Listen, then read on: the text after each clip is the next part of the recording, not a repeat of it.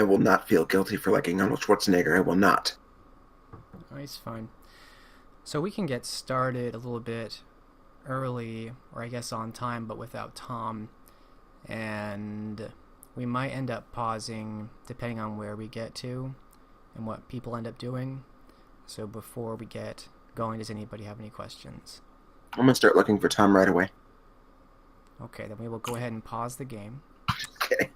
No No, question. no, you don't have to pause it. You can just focus on the other characters. I can do that. Alright, we will get started then.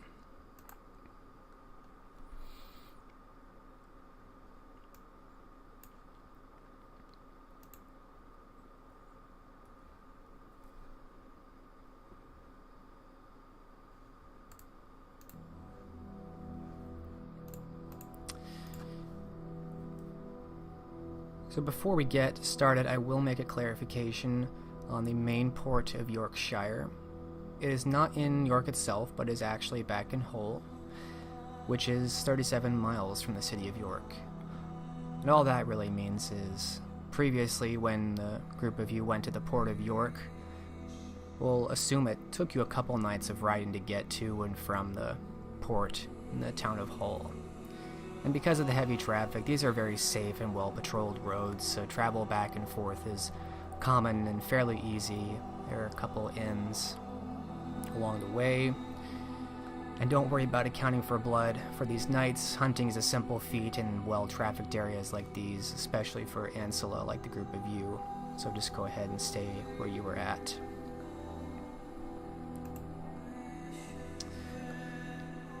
So this next scene opens following Elenid Verchkingen, and we see her walking through the halls of York Castle on a quest to learn more about the tactics of Ragnar's forces.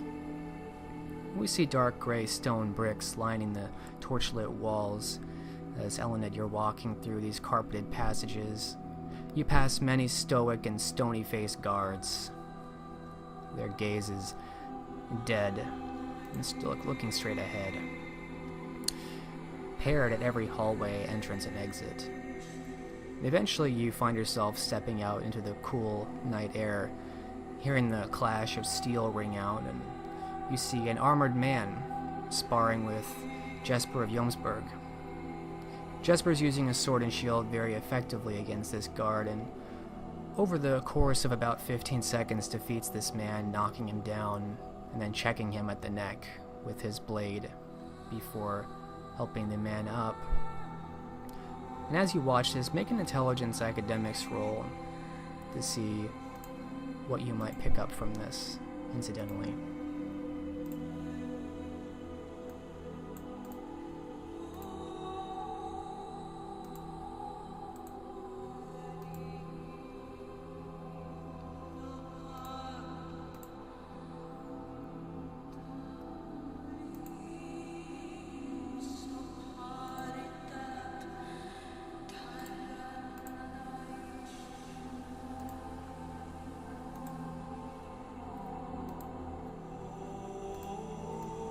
Did you get that roll, Sarah? There Just went through. It's not particularly good. 2 successes. You gain a bit of information as you kind of watch this unfold over 20-30 seconds. You're proficient in the art of war, particularly of the French and English variety, along with some of that from the Holy Roman Empire, and the Eastern Slavic skirmishes you've been in have rounded you out. And you generally know the guard Jesper's fighting is using very traditional infantry strategy seen in Western Europe. But Jesper is not using these kind of strategies. His stance reminds you a lot of Wulfric's style. It's highly aggressive and risky, but it has many deadly maneuvers that pay dividends to warriors unafraid of death. Jesper fights like a Dane. So this is the scene you come into, and this is what you witness. What does Elenid do?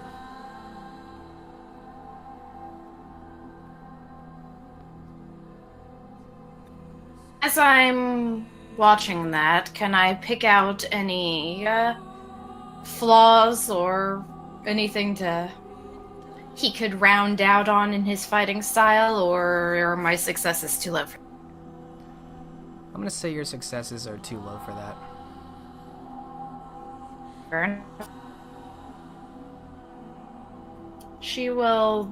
Is there an area for her to go to simply watch? Mm-hmm. So the area is fairly open in a courtyard. Surrounding at the perimeter are benches and armor racks and weapon racks and some stone benches for sitting and stopping. There's actually a well back here. So there are some places where you can stand off to the side and see some of this. Alright.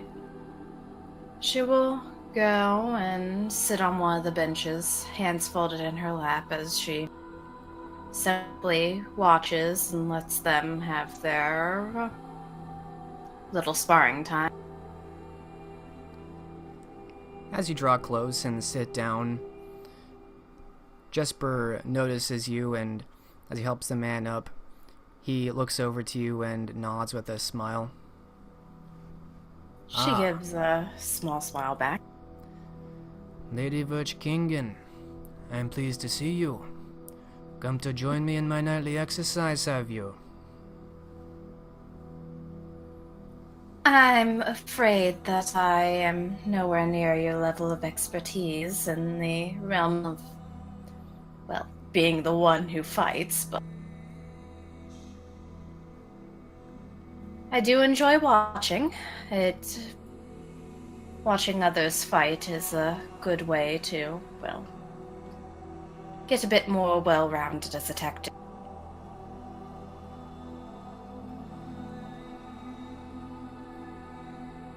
I do not think you would fare so poorly here. I have bested many men in combat, but I am no match for Lydia or my sire, so I have never actually defeated a woman. Your odds are very good here, Lady Verchkingen. He smiles again.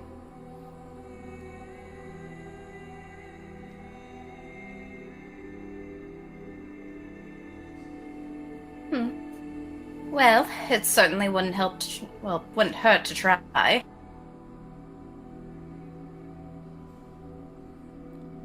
He nods and, flipping the iron sword over in his hand, he tosses it to you.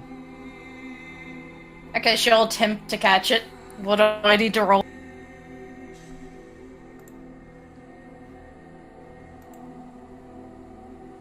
We'll say you catch it. You're watching close enough, and it's not like he's throwing it 30 feet at you, at your face or something.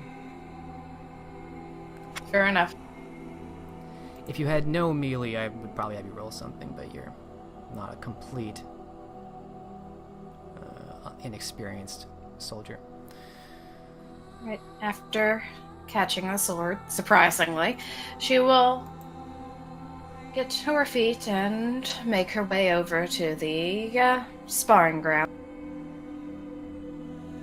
It looks like the armored man that he was fighting is very tired and looks pleased to finally sit down. You see him almost collapse on one of these benches as he removes his helmet. You can see the sweat down his face. You think they might have been fighting for some time, but obviously Jesper is not tired. Seems like you gave your previous opponent a very good battle. He could use a break, I think. He nods to the man and then picks up another iron sword so that he can join you. And he takes a stance and waits for you. She will take her stance as well, and because she has been previously around this fighting style with Wolfric, can she try to plan her attack strategies around? Sure, give me an intelligence melee. Difficulty is going to be 8 here.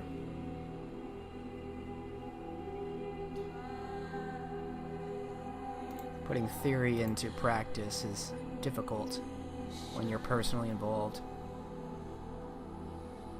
Oh no.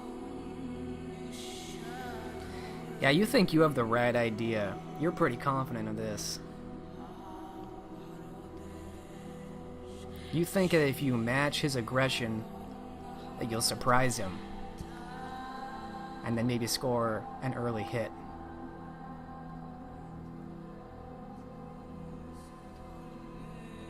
Oh boy. Alright. Alright, go ahead and roll your dex melee. Your difficulty is going to be 9 here.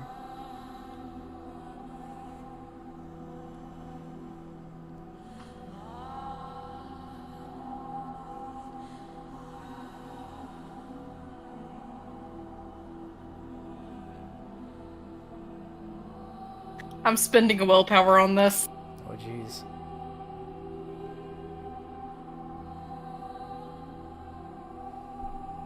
Hey, 1 success, and you have spent willpower, so 2 successes. You realize quickly when you join a battle with him, and you try to match his aggression, that was the wrong call. He's far more practiced in using highly violent and quick maneuvers that put him at risk, and you are not, and so you don't have the practice. But you manage to pivot, and you make something happen where you make use of your aggression in an unexpected way. And although the battle doesn't quite go your way, he's obviously much more skilled, as you already knew. You do manage to put up more of a fight than maybe this guard was putting up a few moments ago, and look better than him.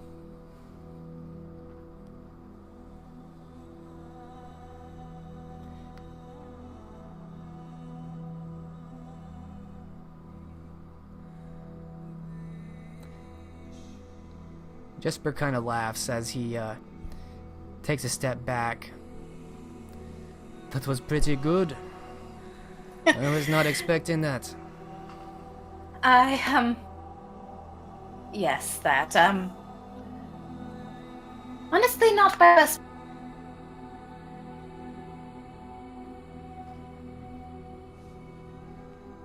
Perhaps not as trained in it, but you certainly have some experience or teaching in this fighting style.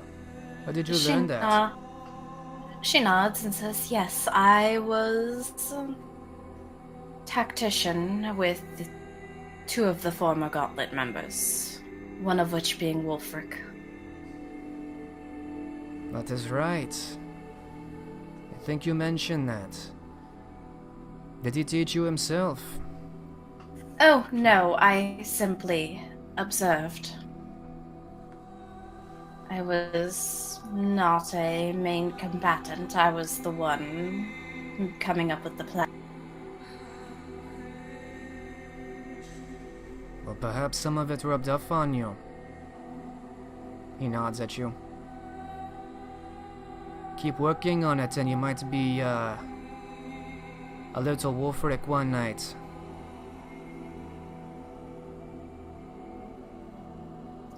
You joke about that, but I do have his axe, so that could, happen. His smile widens. Hers does as well. Wulfric's axe has carvings that they weren't able to decipher, correct?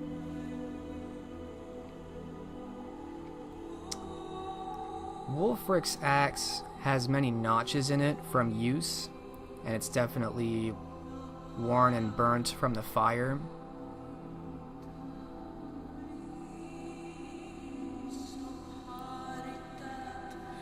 Oh, alright. I wasn't certain if they had a rune for Tyr on it or something, as was... Let me think. Let me look at some of my notes.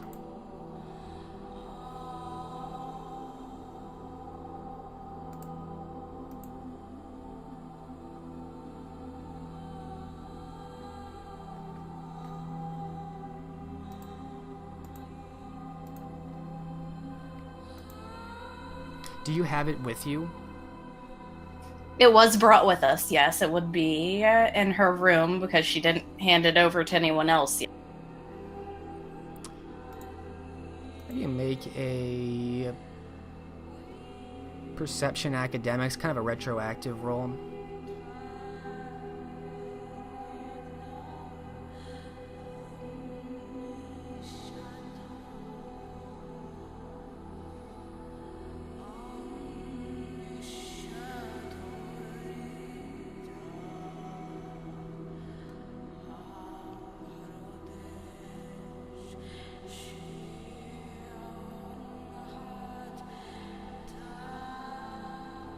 And difficulty? We will say 7.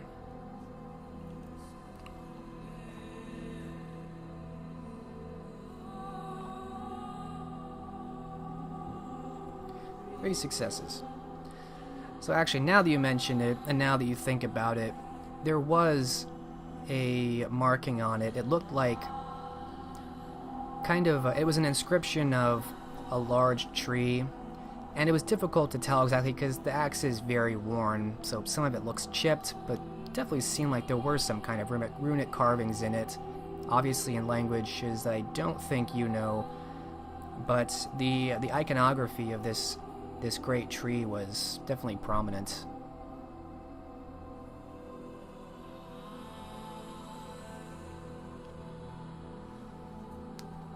By any chance, do you speak the same language he did? The axe had quite a few carvings in what I assume is a foreign language.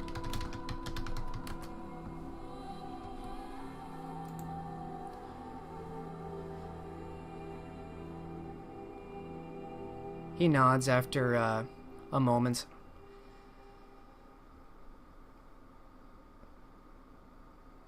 Do you wish for me to translate it for you?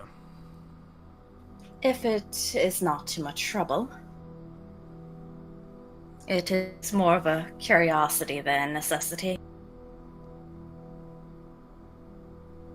He smirks for a moment, kind of putting his blade down and leaning both hands on it.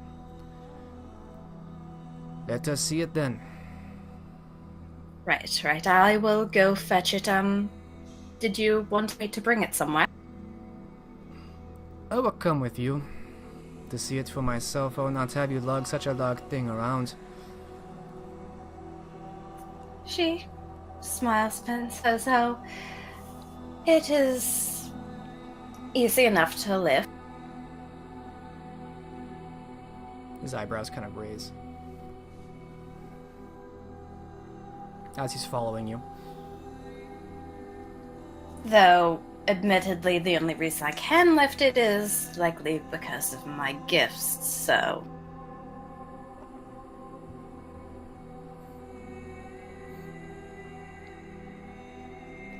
He nods as the two of you walk together. And where would you have left the axe? You said there's a sitting room outside of their quarters, right? There is. Yes, it would have... She would have left it in her room, but she will quickly go there and bring it to the sitting room. Because it is hardly proper for a lady to lead a man to her room.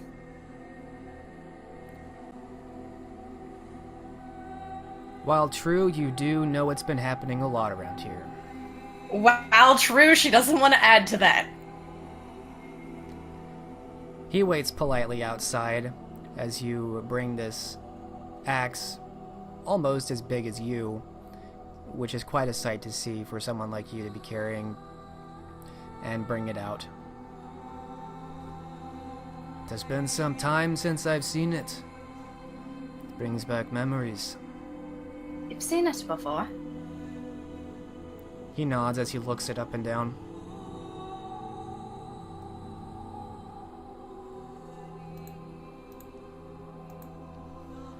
So, admittedly, it's a bit more damaged than you've seen it prior. Is there a table or something she can play the axe on? There is. There's a long table, a bunch of chairs there. Looks like people could sit down to eat here as well.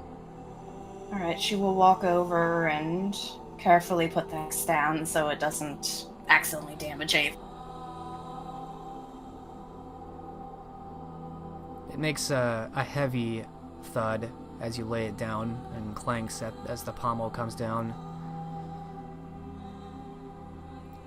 He looks it over and his hand goes over this very dirty and somewhat not fully destroyed, but certainly partially ruined iconography of this great tree that's inscribed and the Germanic symbols that surround it.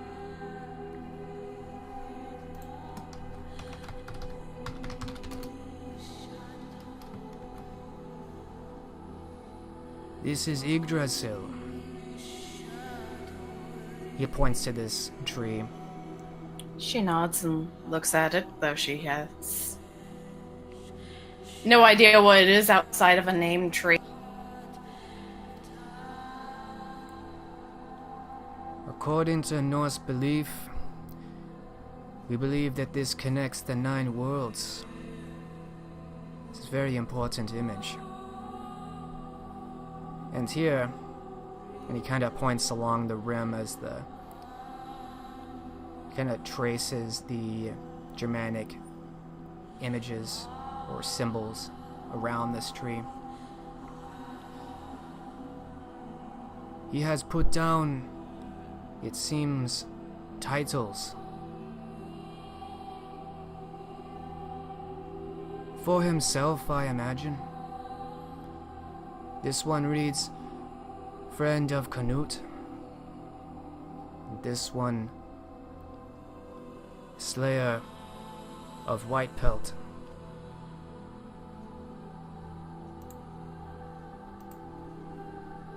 It looks like some of these have faded from use, or perhaps the damage it has seen.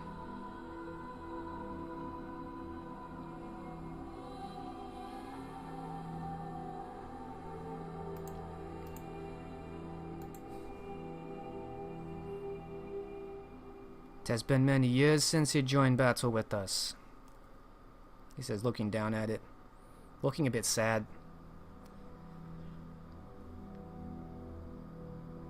Yes, his passing was a great loss.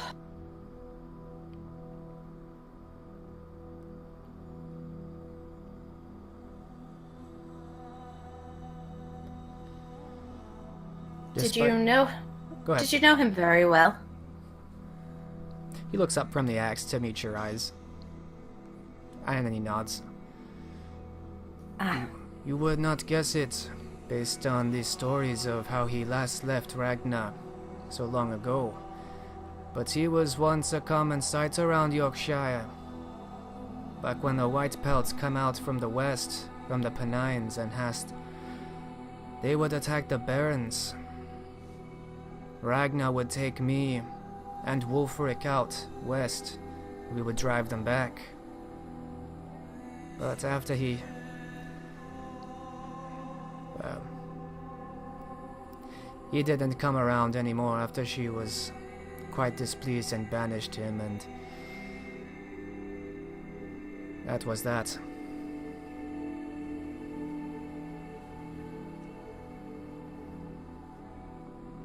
ah.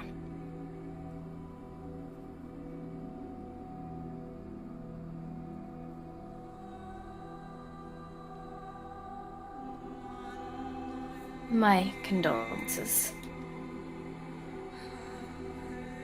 He lays a hand on the shaft of the axe. I'm glad that you brought it back for me to see. Thank you.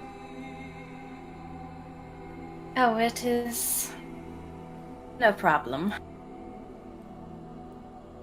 Though, I am curious.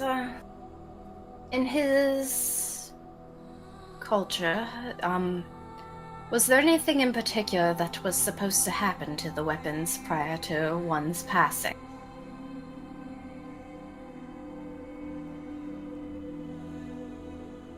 His face screws up in a bit of unhappiness.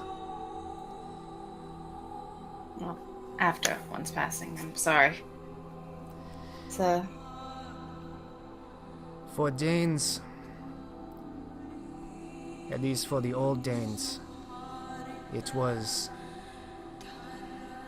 preferred that you died with your weapon in your hand, so that when you went to Valhalla, you would have it to fight. But as I hear it, there was not much left of him.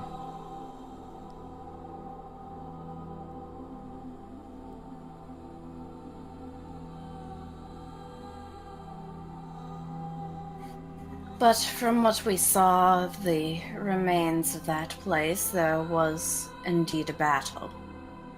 So he could very well have fulfilled that.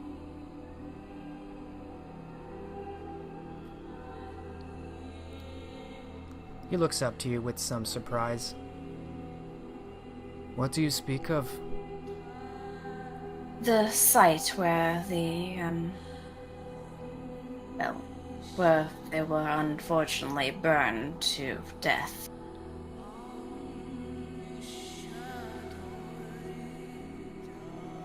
So you saw his last moments through some sorcery? Not what I said. I was saying that with the amount of weapons and, well, from what we've seen at that location, we were able to discern that there was some type of battle. Oh.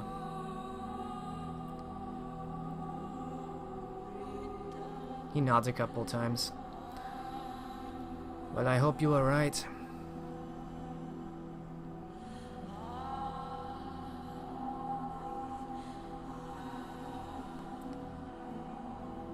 Now that he is gone, I do not know what he would want for this axe. You as well as any other may as well have it.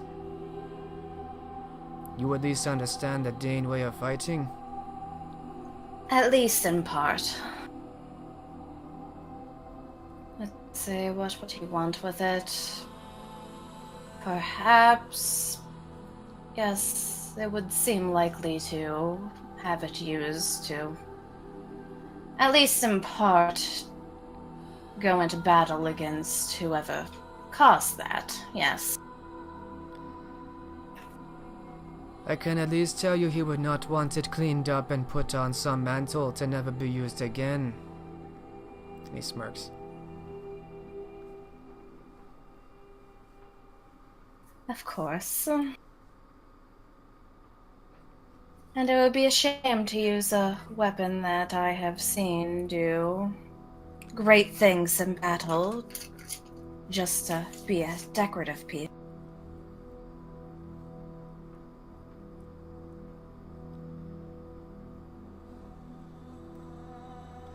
Well, if there's nothing else, I am sure I have taken up enough of your time tonight.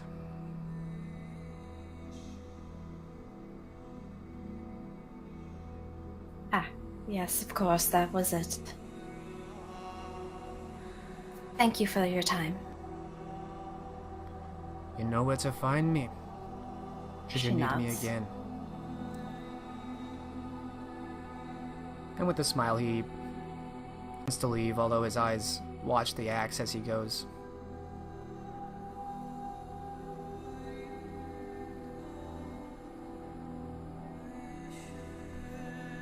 What will Elenid do next?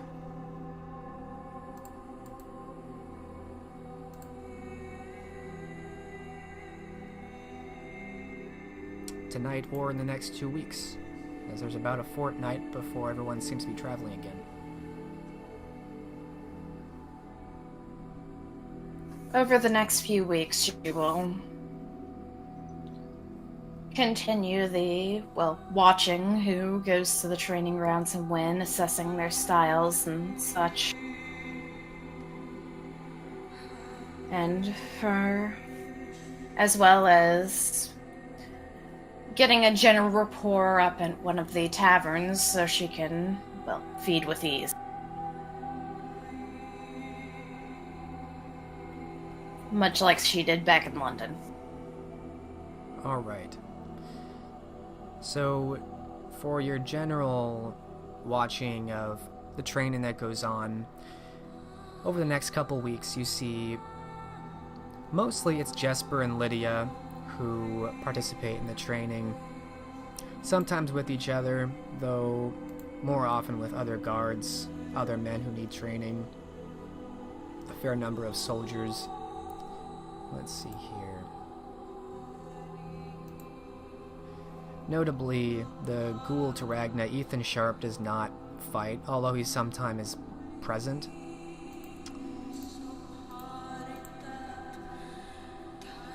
I would say it's difficult to gain much more information beyond what you already have of what the tactics here are. Duels don't do a lot of service to what you might see on the battlefield, so you continue to see a lot of the same French and English tactics. Lydia and Jesper are notable exceptions. Lydia seems to use a skill set that you have not really seen anywhere in Europe. You think perhaps it might be Italian or Spanish in origin, this use of almost a cape or a cloak as a kind of light shield and trapping instrument, and occasionally blinding instrument, which seems unwieldy, but in her hands is very graceful and natural. As for building rapport with one of the taverns, let's see here.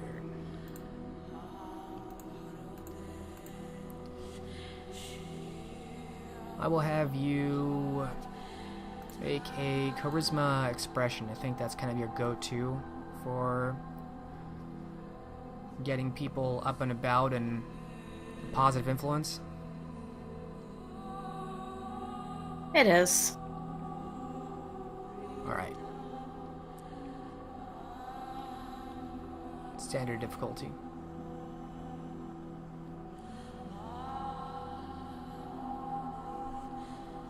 Alright, 4 successes. You do a good job over these couple weeks of becoming not quite a regular, but certainly a friendly face that some people recognize, and before long, people come to cheer you with raised mugs of ale and cheers as you enter. You find that it's fairly easy to enmesh yourself into this one tavern in particular, known as the White Swan. And once in those 2 weeks, you see that there's another individual who visits there, another Cainite, whom you eventually determine is named Oswald of Nottingham.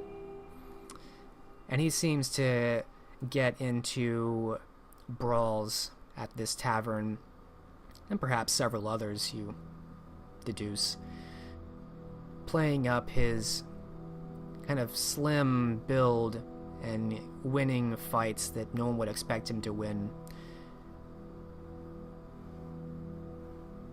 This is just one more individual that you meet and kind of note as a common fixture in York.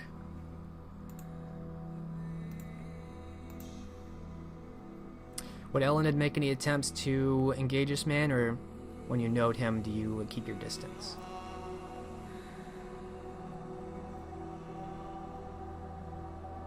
She would likely keep her distance.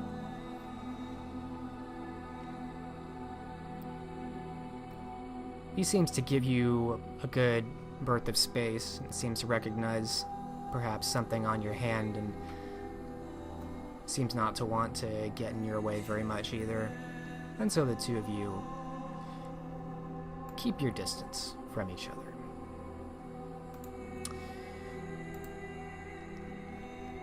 And then we will change scenes as we check in on other characters from the Gauntlet. Oh, one more thing that I forgot of for things to do over the week. Well, weeks. Is there any chance she could lay out a small little terrain map on that. Well, a map that has terrains drawn on it. On that table out there with little makeshift figures for games of tactic. The terrain of York? At the table outside of her room.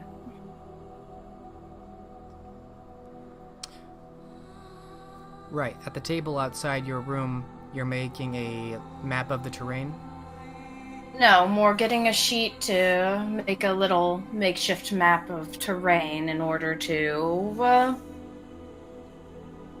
have little, tactical matches. Oh, like almost like a chessboard?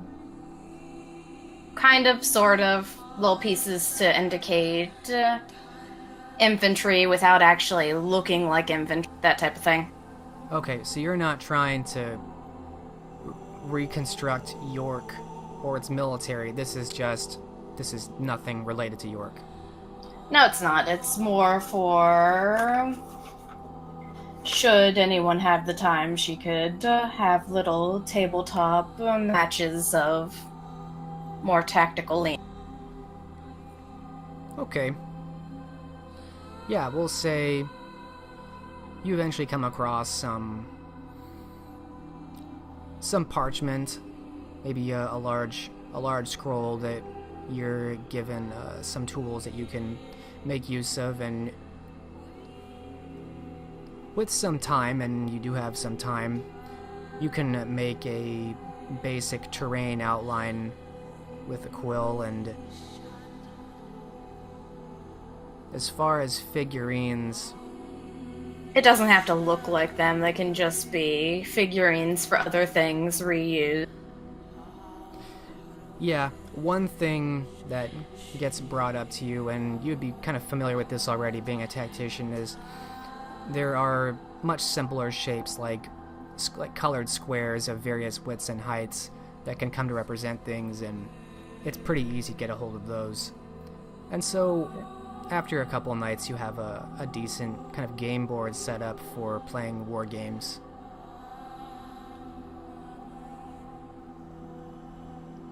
Yes, she will also be doing that. Alright, I'm going to come back to you on that. But I am going to check in on some other characters, some other Gauntlet members. So we will fade the scene on Elenid preparing this Battle of Wits.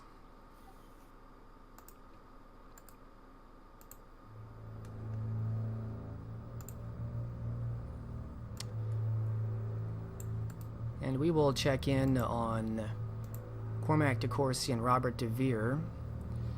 And so we last left the two of you back in the port of Yorkshire, which is in Hull, as I corrected and clarified.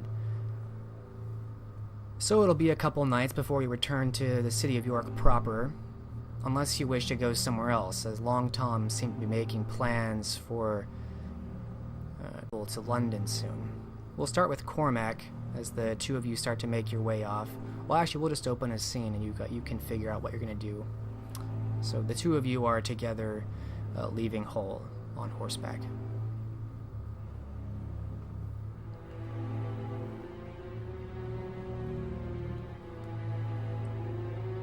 What exactly were we doing there? I think my headache has made it slip my mind. You were in Hull at the port because Long Tom wanted to look into the Mercer outpost there.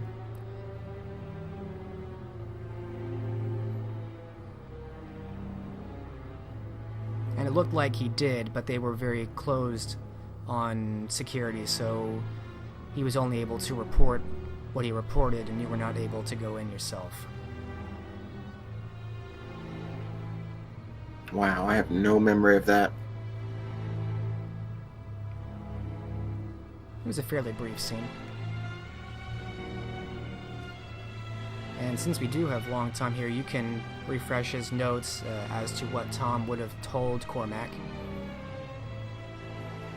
So Tom would have shared details of a meeting with a chief steward of the Mercer's company.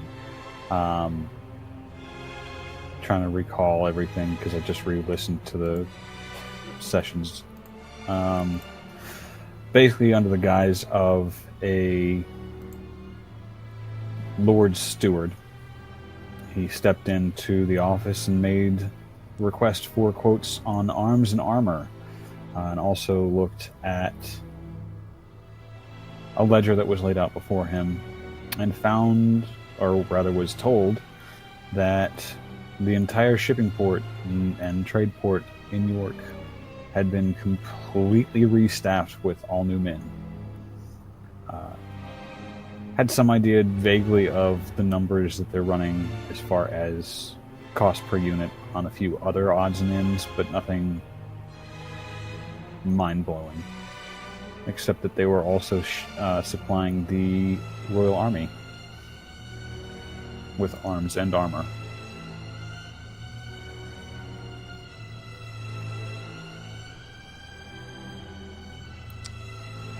One other thing you would have noted is that the man you met with was technically not prescribed authority to negotiate, and he had planned on bringing in someone higher up to solidify plans.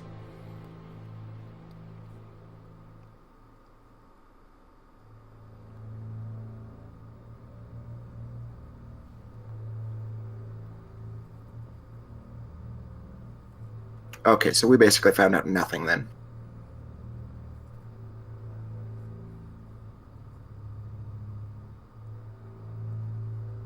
That's one way to characterize it.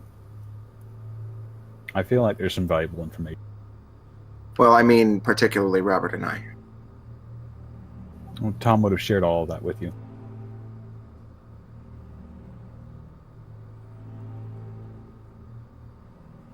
No, we ourselves did not learn anything. It was all Thomas. That's so weird that I don't remember that, but that's okay. Let's move on.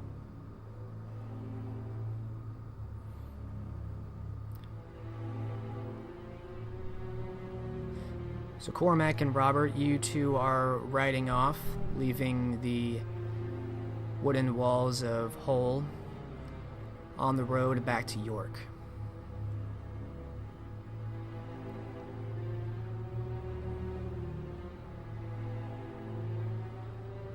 The bloody Mercers, Cormac will say as they're riding away. They're a blight on English ingenuity.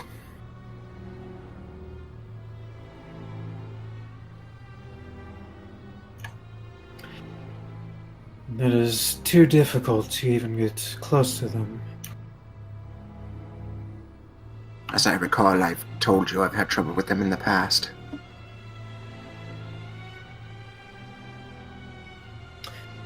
Aye, I recall, as have I. For a short while, I ran a textile business of my own, which they quickly squashed underneath their boot heel. They would not hear any sort of reason.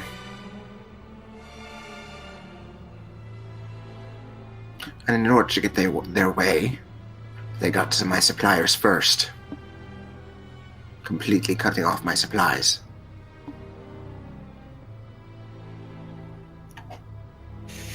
Is that so? Well, I took their first offer. I did not feel interested in getting into a trade war with them. I did not have the wherewithal to do so. So, eventually, I took the offer.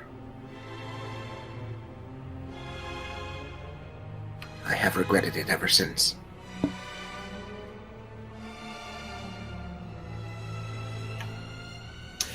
No, it is troubling in how much of the trade they control.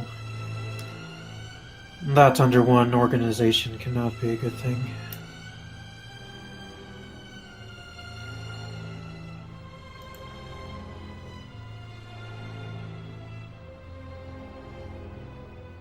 How can one maintain a fair price if they control all the trade? I'm sure it's a problem that Thomas has run into.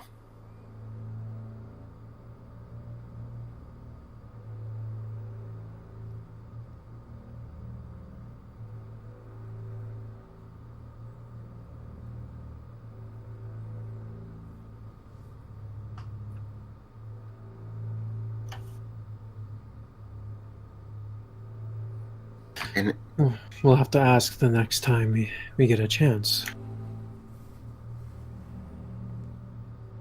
shouldn't be long, I think, once we get back to York. And then we prepare to return to London. How do you feel about that? Given the affair with our little neonate.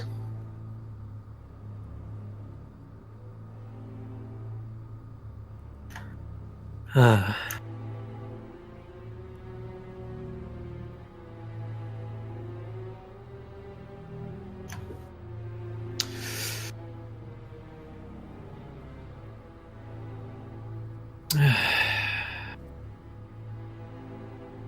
Honestly, I've been trying to avoid thinking about it.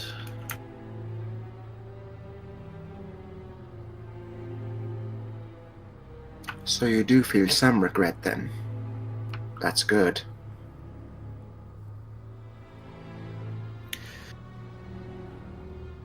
Yes, I do. Although the good part, maybe for the soul. It's quite troublesome, though, to the emotions. Emotions are not a trouble, Robert. They're a lesson.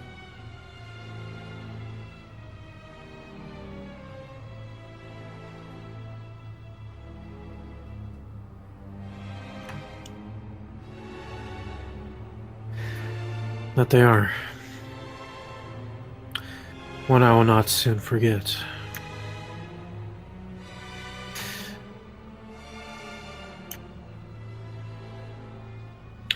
Well, we have our duty.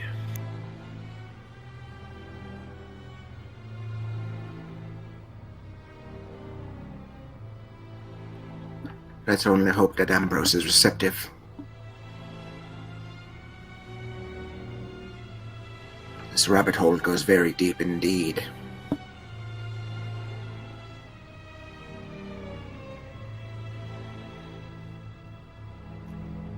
And we've only just barely scratched the surface.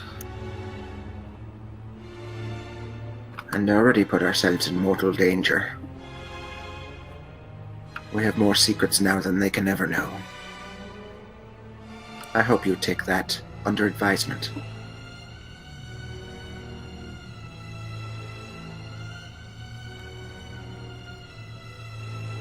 McCormick gives him a long, serious look. Obviously, there's an accusation in there somewhere.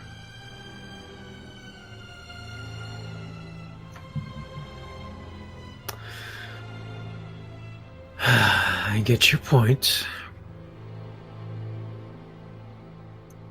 It only makes sense to just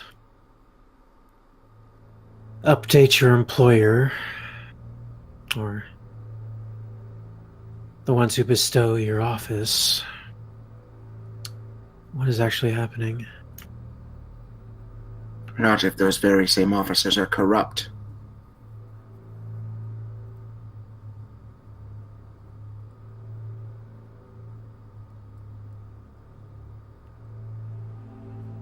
Or have you not seen that yet? If they are corrupt.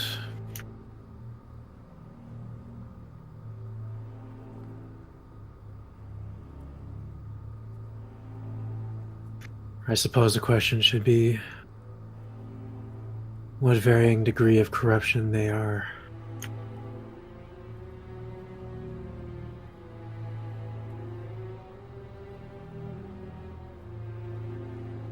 It isn't worth taking the risk. I'm not even sure I can trust the Balsham anymore. He's very close to your grandsire.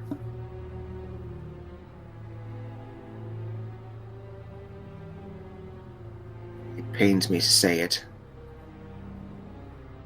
but we must keep our own counsel now.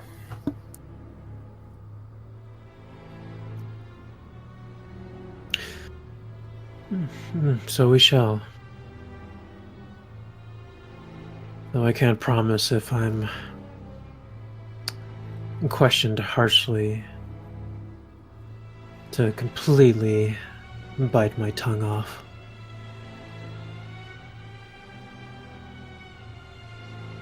Even if it means the difference between life and death.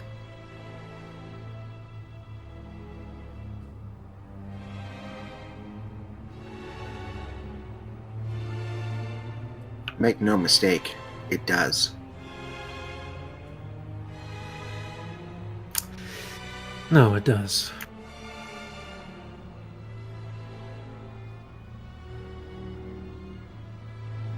I suppose that also depends on the question. I have no doubt now that the previous Gauntlet was assassinated for finding out more than they should.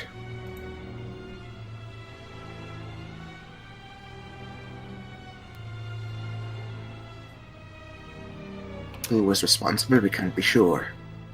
But we can be certain Ragnar was involved in some way. Perhaps to Martinique as well.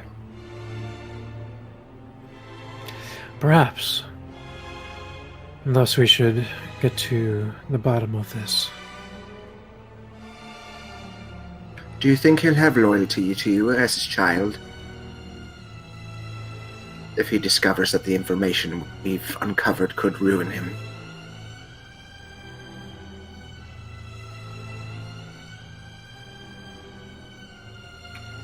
Grandchild, you meant to say.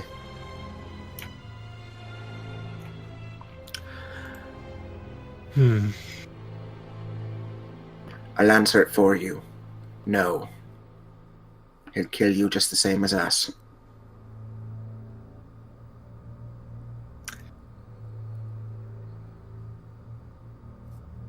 I suppose if it came down to it, he would.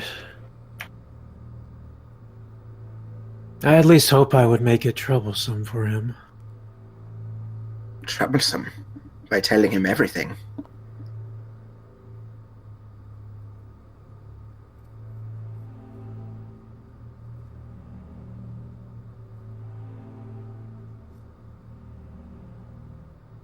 The killing part, that is. Ah, yes. Well, I don't intend to make it easy either. But there were some very capable warriors in the Gauntlet before us, you know that. True. They were quite caught with their trousers down. We should not do the same. No, I imagine not.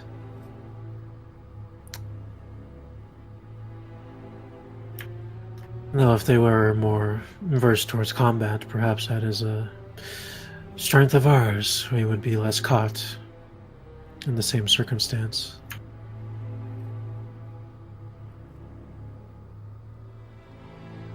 You'd like to think it, wouldn't you?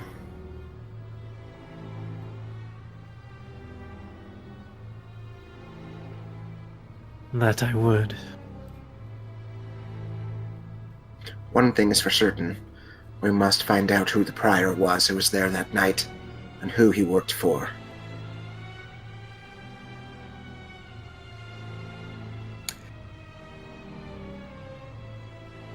Did you pull any identifying marks? Perhaps. And he smiles. I'm not sure how much I want to tell you yet. You'll have to prove yourselves to us all over again, you know that.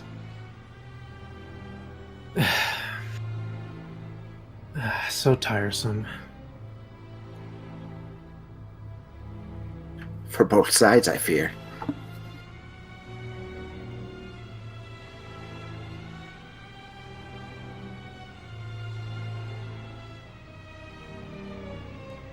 Well, I have no doubt I can achieve this. Given the opportunity, that is. I want to trust you, I do. And so the opportunity will arise again. After all, you're under the crosshairs of the crossbow, same as anyone else.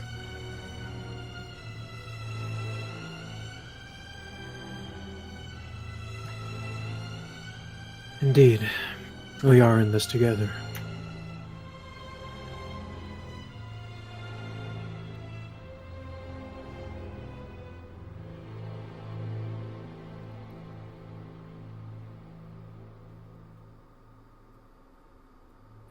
London. I didn't think I'd be going back so soon.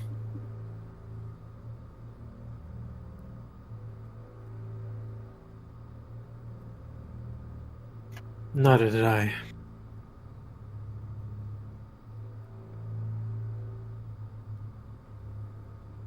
It just doesn't have the charm of some of these smaller cities. It's grown too big. It's become a thing alive unto itself. The streets want to eat you.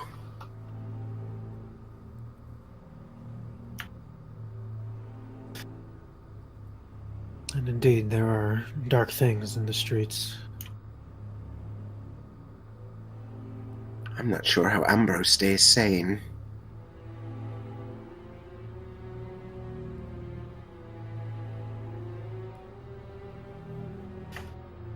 A step at a time, I suppose. Certainly there are always wolves at the door. It's a city well placed. There are many who would kill and kill again to obtain it. Praxis there is a crown jewel in all of England.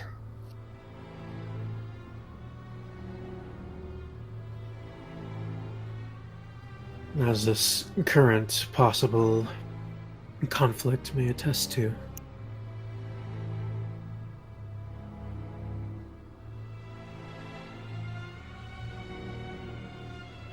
Listen to me, I'm depressing myself thinking about it. I'd say perhaps we should just take it a step at a time instead of overwhelming.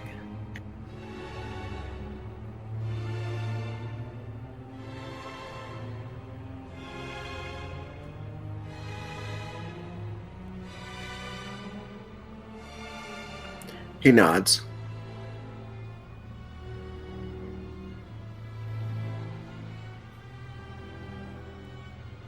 We do have a couple of weeks before we have to return. Perhaps we can find some time to relax a bit.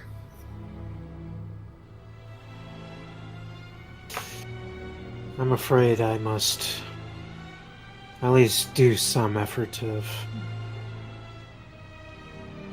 getting closer to individuals.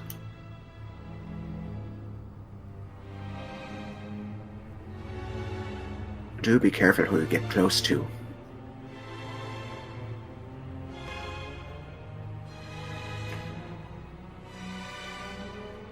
Quite.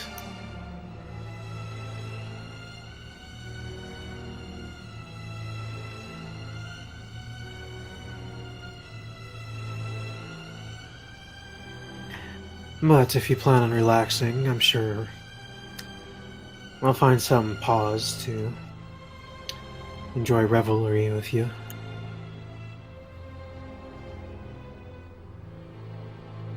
I know you have it in you.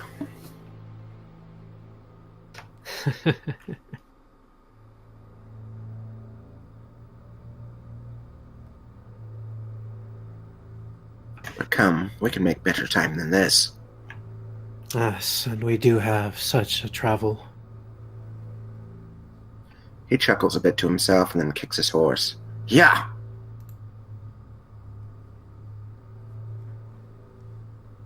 Taking off at a trot and then a gallop.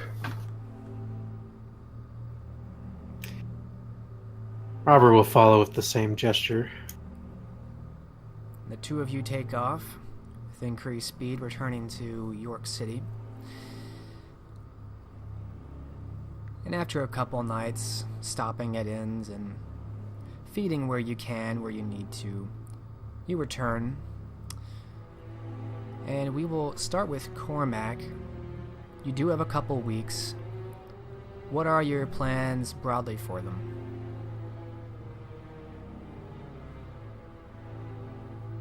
Cormac intends to make himself feel more at home in the city.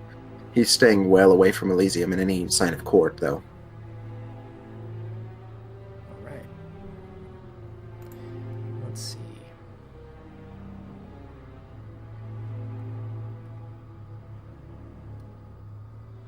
You'll be steering clear of Ragna and her children, as well as her ghoul and the silent guard Lydia. But you do come across a few others. Before I go into detail, anything in particular you're doing to feel at home or revel? He wants to hang out with the common people. That's his favorite thing to do.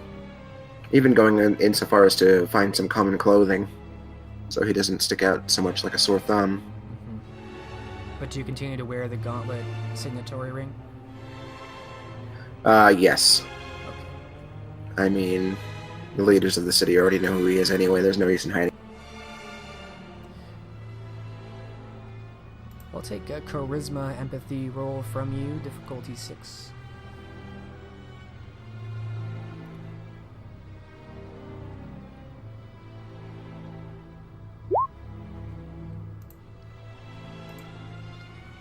One success.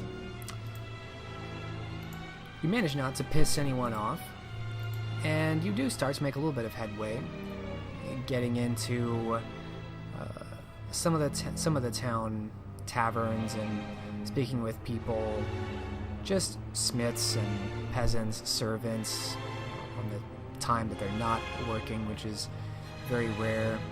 Usually those odd hours between sleeping and returning to the day's work. You manage to cajole a few people into sharing a drink with you.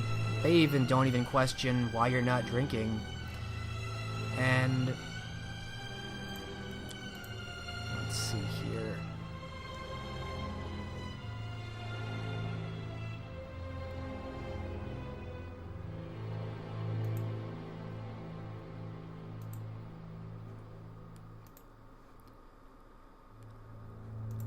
At one of these taverns, you catch sight of someone whom, after watching him for a few minutes here and there, you recognize that he is a Cainite. He's not touching his drink, his pallor is pale, and his demeanor is much more still than others. You've learned to see it over your decades of unlife. And you see that he seems to be watching you with some interest. It seems like he keeps a couple men with him, maybe mercenaries or brawlers of some kind. He definitely doesn't seem like the uppity noble type, but he does seem to have some kind of leadership presence about him. Of course, he doesn't make any move to engage you. He seems to recognize you in some way and gives you kind of a nod of respect without actually introducing himself. Would you engage this man? Cormac's never been the kind to stand on ceremony. He would take his chance to break away from his revelries to saunter over to the table.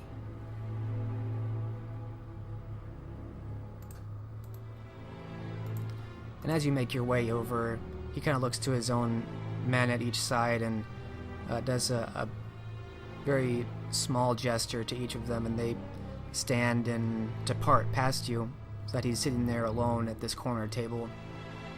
And he rises as you approach. Aha, well, good evening.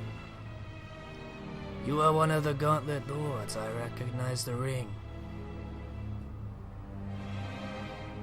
I am, but I don't think I've had the pleasure of your name.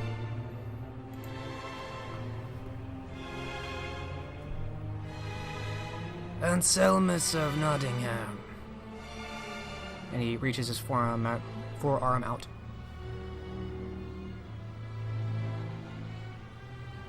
Cormac will grasp it amiably. Cormac de Courcy of Dublin.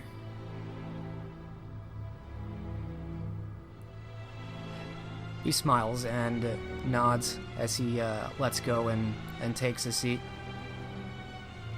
May I sit? A Gauntlet Lord never has to ask permission to sit with me. What brings you here to a place like this?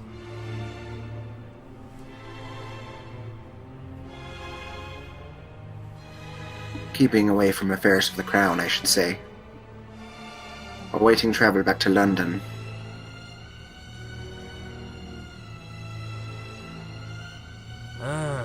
He kind of strokes at his large brown beard. Affairs of the crown can get messy. You are not good friends with Ragnar as the rest of your companions seem to be. He shrugs. I wouldn't say I know her that well. I'm simply a man who likes to keep to himself. When not in an official capacity, you understand? He nods as he sits back and seems to spread himself out a bit into his chair. Well, between you and me, I think you're safer that way. But, if anyone asks, I didn't say that about Ragnar. Of course not. He grins. So what do you do here in York? I haven't seen you before.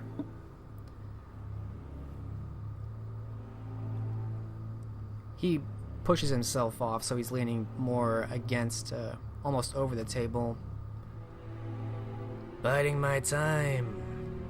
And he makes a wide, toothy grin. I was the Prince of Nottingham.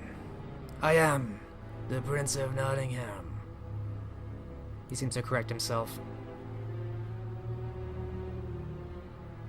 A most esteemed personage. Forgive me, your grace. He seems to lighten up at the title. Oh no, here I am just Viceroy. Viceroy of Nottingham doesn't have the same ring to it.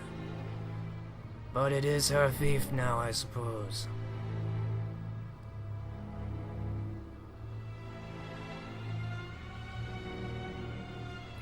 He nods.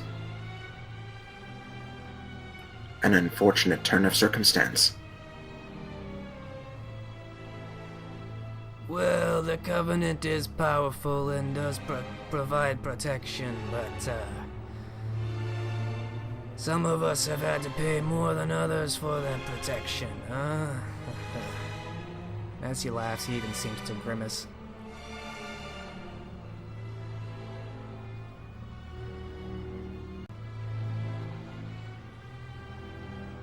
I should think so. You now have to follow her rules, after all, and not make your own as a prince should. Now those are some sensible words. Maybe we should make you prince instead. And he smiles again. I would not make a good prince.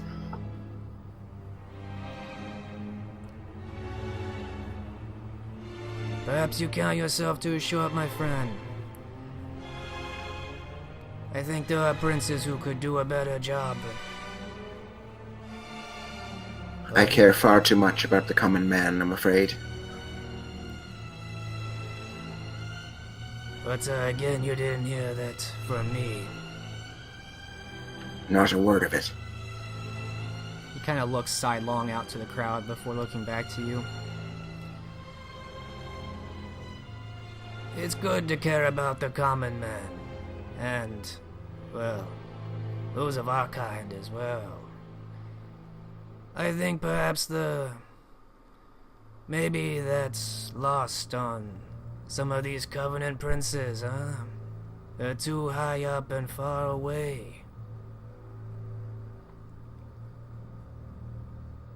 They don't pay close enough attention to the affairs of the street, as I lovingly call them.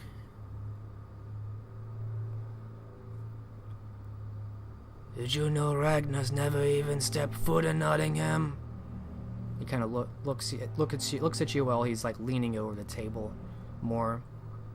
Really? He raises an eyebrow. That's insulting. He nods. And yet the tides go to her. He shrugs and looks off, annoyed.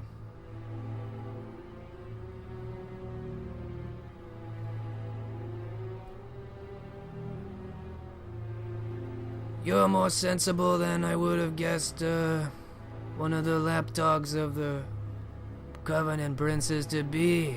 Hope you take no offense to that. Not at all. I quite agree with you. And I don't think my leash is very long at all.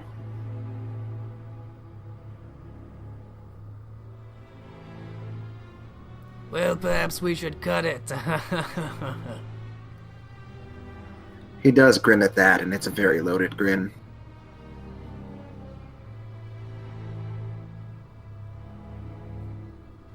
He cannot hide a note of disappointment. Not necessarily at Anselmas, but at the situation.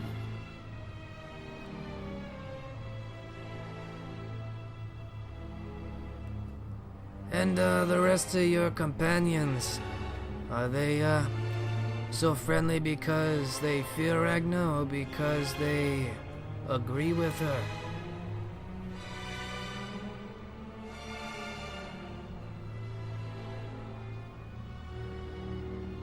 He leans back a bit, tapping his finger on his chin.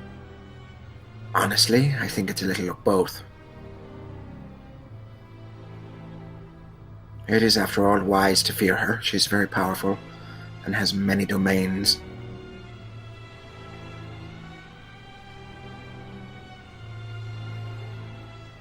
But it's also wise to believe in her, because she's accomplished so much. He kind of sneers at that and looks off.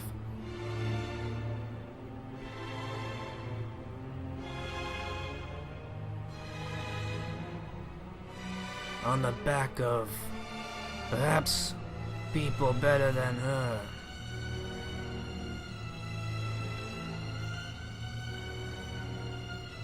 I shall neither agree nor disagree.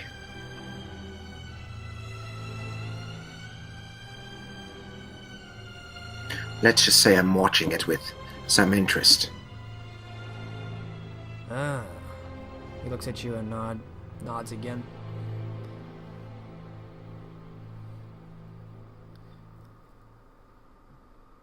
Well, Cormac de Courcy, this has been a fortuitous meeting. I'm glad to have met someone so, sensible.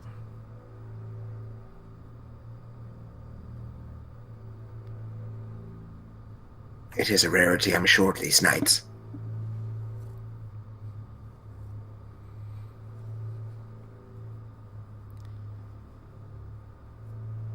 It sounds as though you'll be traveling soon, but I hope we do meet again.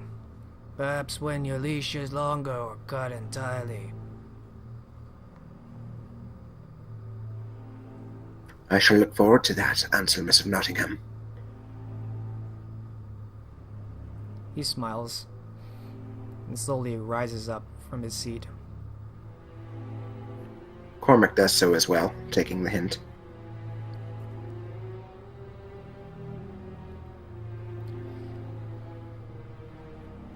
If anything crosses your mind again, well, I'm here many nights. I'm sure you'll run into me again. He smiles a big toothy grin again. I look forward to that. Until then, adieu. He nods and pats you on the shoulder as he passes by. You see his two men start to rejoin him.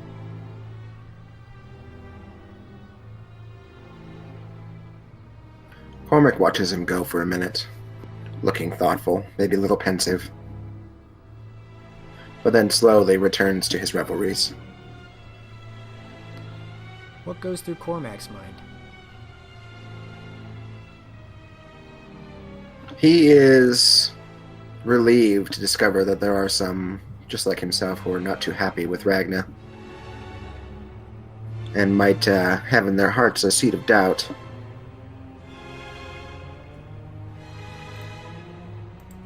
He hopes the same might be found in other cities, should this turn for the worst.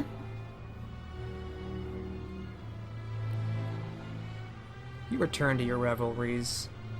You don't come across any other Canaanites that night, and you find some modest success in revelry with the commoners here, the peasants, the working class. And the scene fades on you joining them, decompressing for at least a night.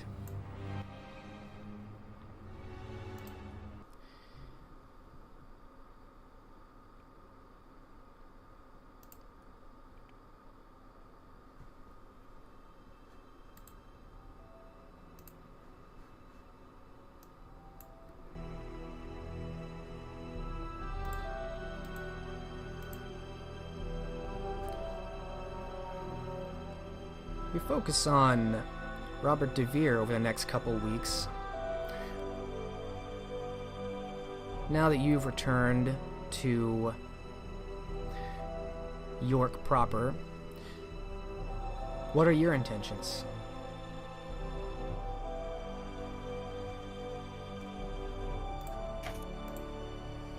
He's going to look for opportunities to get closer to Ragna. All right.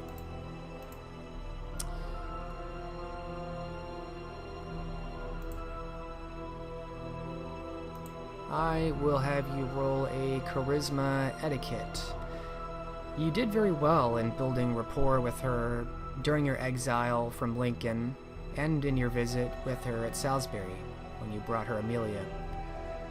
But you lost some of that favor when she found Dorothy riding on top of you in her bed.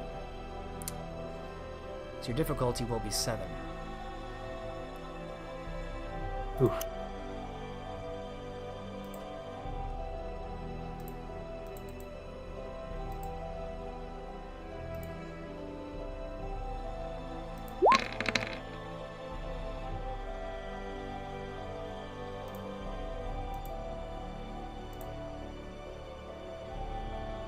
Four successes. What are your specialties here? Courtly manners and smooth talker.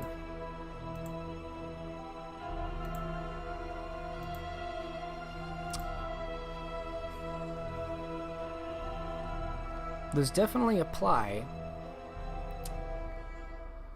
You have 6 successes at least.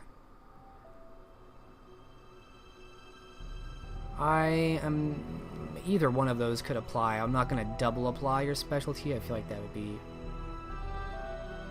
Oh, of course. extraordinarily impressive. But 6 successes, even itself, is a smashing success.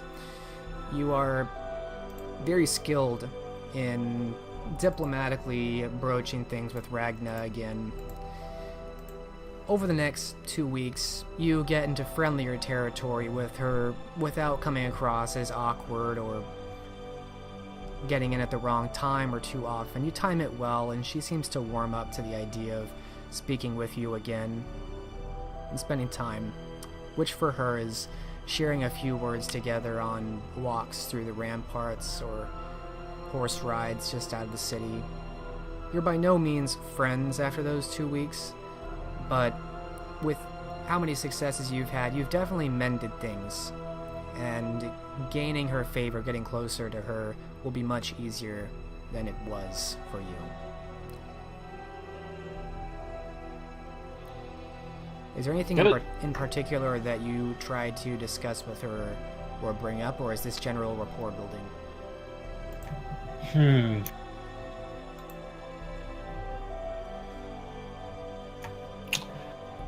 He'll angle at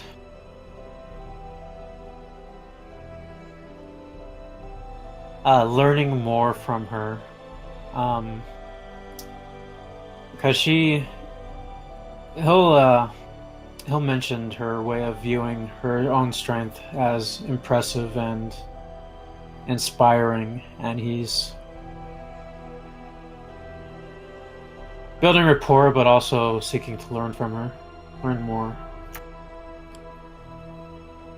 Learn more specifically about what?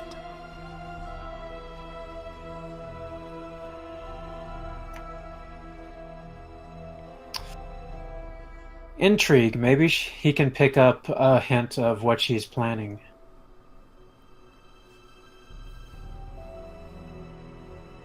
Alright, so not learning skills of intrigue from her, but finding out what her intrigue is.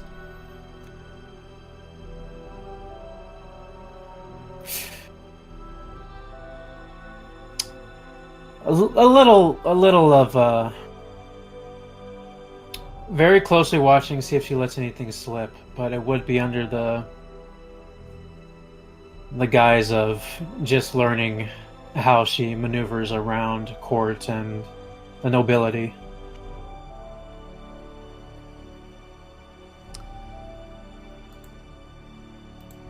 Alright, let me look at her for a second.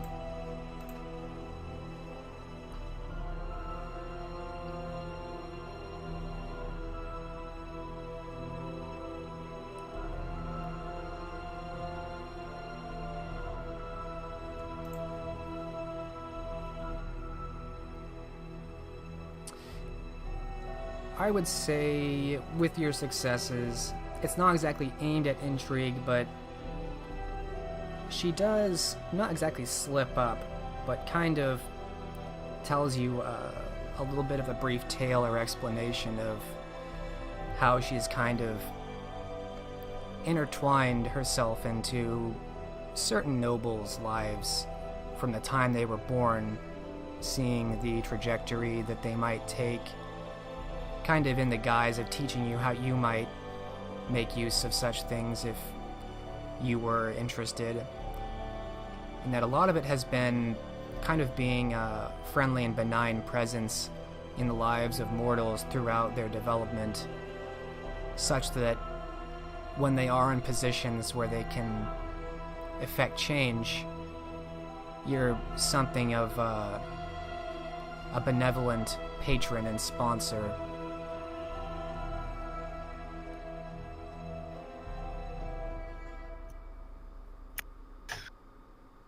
Of course, I'll mention how does she get past the question of age.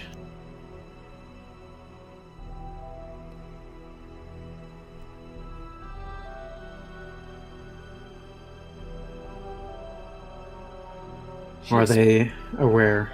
She explains that, and you would know because this is a very superstitious age, many Christians believe in angels, that they're real, they're not just ideas or concepts made into symbols, that angels visit people on Earth. And without saying as much, sometimes you might be able to position yourself such that you could be kind of a guardian angel, or perhaps an angel of emotional support, or guidance, or study, or love.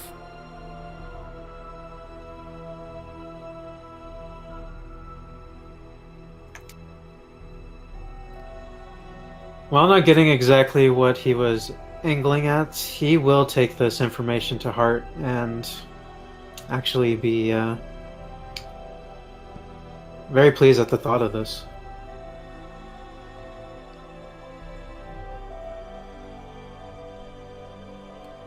She seems happy to talk about these things with you, and as I said, things are going a little bit better for the two of you by the end of these 2 weeks.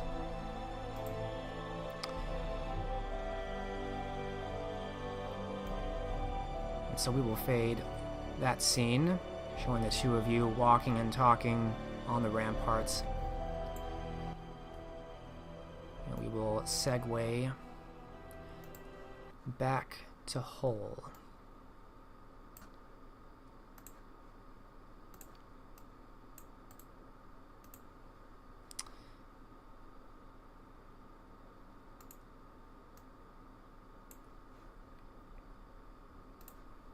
where we return to see how Long Tom fares. And as I recall, he last told his companions he was off to arrange for travel for at least himself and his 20 men-at-arms to arrive in London perhaps early. What does Tom mean to actually do now that he's alone and has some time and he's still in the port? So Tom is going to take the liberty of booking passage for Cormac and Robert on board a ship from Hull to London in a few weeks' time, the predetermined period when we would have normally left. He's also going to see about procuring a carriage for himself and Elenid. Don't we already have a carriage? Well, you guys came up by ship from Bristol to Hull.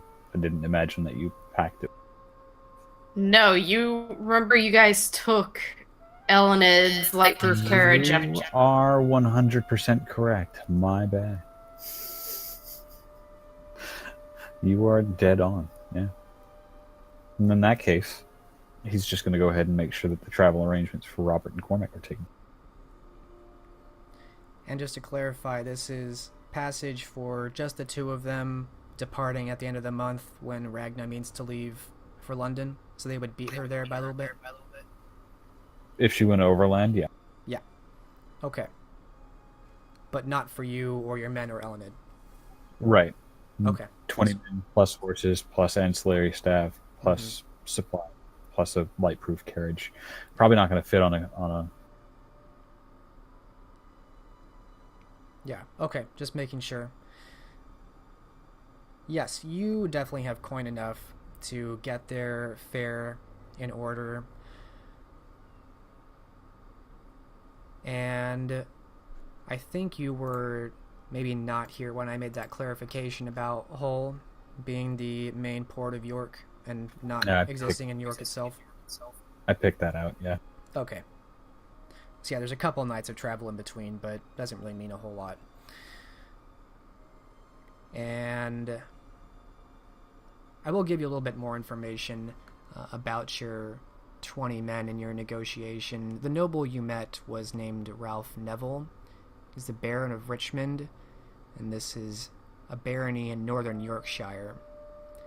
And so your 20 men-at-arms are effectively mounted spearmen, and as we kind of discussed, you have quite enough to pay them year-round until or unless the Baron recalls them. And although they lack the training and the equipment and peerage of a true knight, they're mounted soldiers, which is dangerous in this time, and they're definitely worthwhile bodyguards, if nothing else. Or training soldiers, so that he can recruit a larger force. That's for... Or that. Alright. With travel arrangements made, you return to York City. And Probably not terribly far behind Cormac and Rob. probably not. Now that you have the fortnight remaining, what are the rest of your plans? I thought I was leaving at the end of the week myself. Alright, so leaving at just the end of this week, almost just a couple nights after you get back? Right. Okay, just with Elenid and your men? That's correct. Okay. So obviously he'd want to make sure that Elenid is up to date on the plan. And then he would go and inform Ragna of the change in travel arrangements. Alright, and as I recall, you wanted one more audience with Ragna, is that still true? Yep. Okay. So we will actually open up the scene as you go to have that audience. Give me one moment.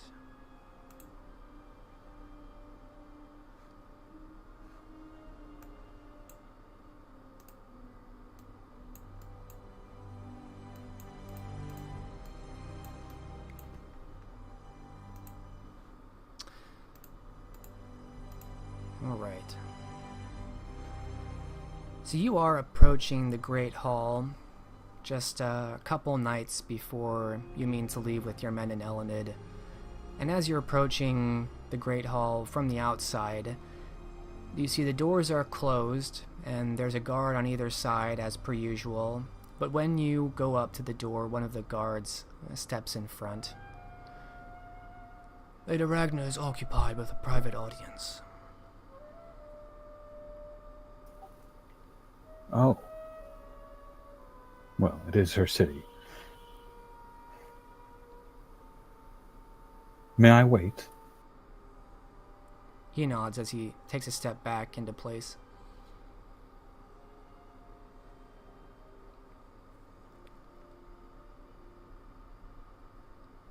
You end up waiting maybe 15 minutes before the doors behind the guards open, and out steps a familiar face.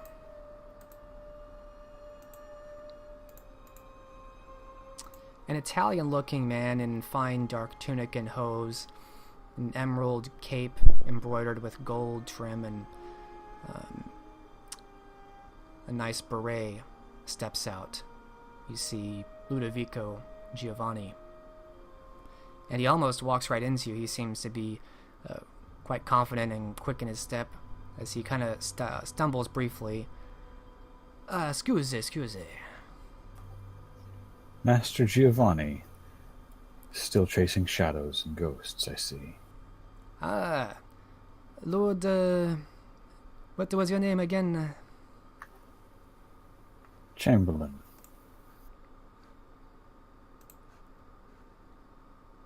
Master Chamberlain, good to see you again.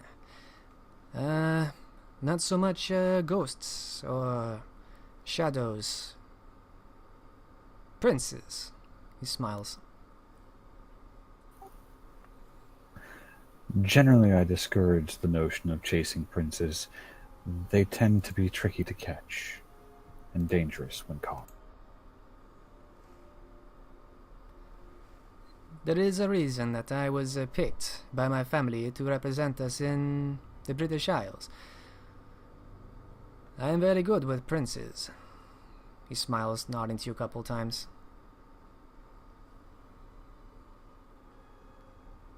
Very bad with ghost stories.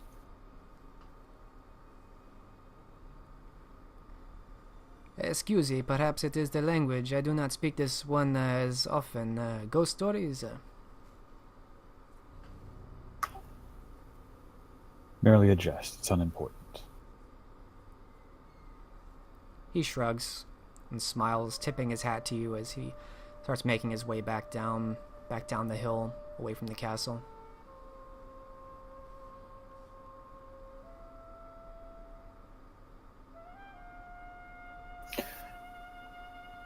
Thomas will watch him go for a moment, and then glance at the guards, as if waiting for permission. They don't seem to give you any appropriate social acknowledgement. They just stand staring ahead. Well, he'll go ahead and stride on in then. They do not stop you this time. And you step into the Great Hall, as you have in the past many times while you're staying here. And inside you see a white cloth sheet is covering a very large oblong shape, stationed on a mobile wooden board with wheels attached. And it looks like there's a fixture for a mount attachment, and it's being hauled off further into the castle by some servants. And as it disappears, you see Ragna's on the other side, and her ghoul Ethan Sharp is present as well.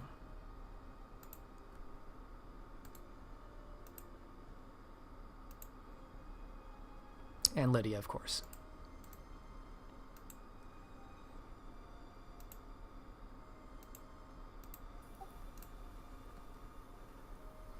Thomas will mention offhandedly, unseemly creatures they are.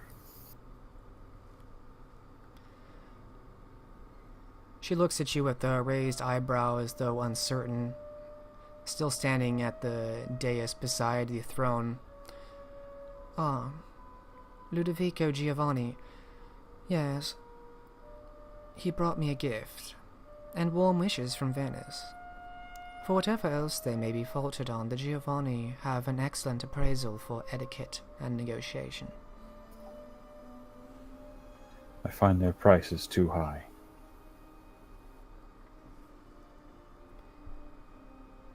Many oft do, as I am told.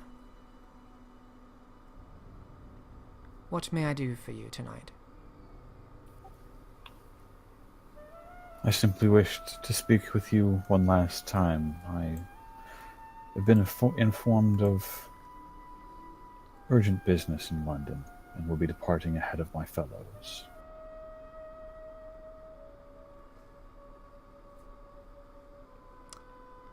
Let me make a manipulation subterfuge roll. Standard. I can't even 100% argue with that.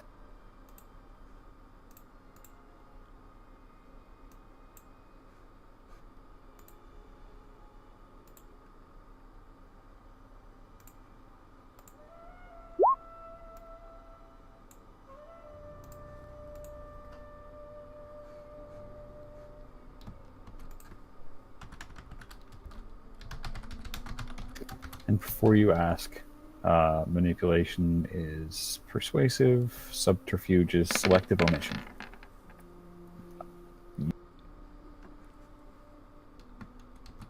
Selective omission is definitely applicable here.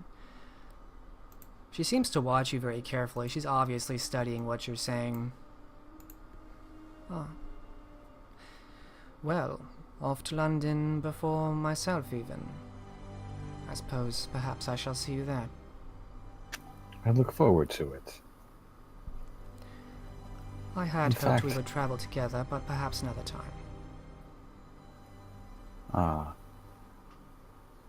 On that note, I found Hull to be quite welcoming, and York as well, in case I hadn't mentioned it previously.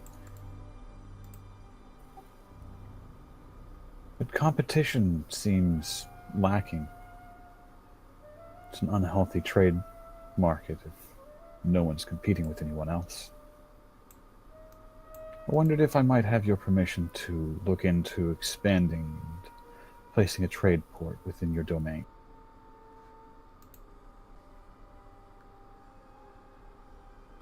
A trade port. Curious.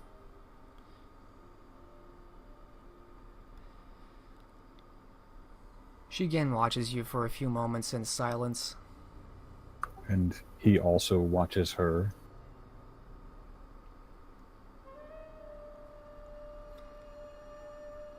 You have my permission, if you wish to seek such an endeavor. Can I throw perception empathy at her response, see if I can pick out any quirk? Sure. Standard.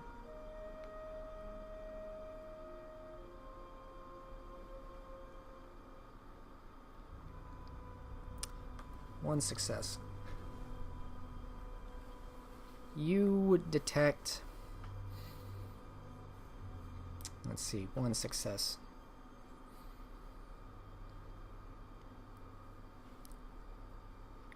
A hint of surprise is really all you get from it. She has very controlled emotions, she always has.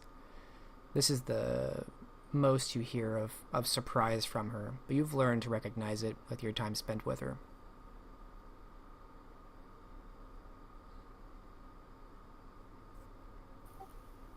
My thanks.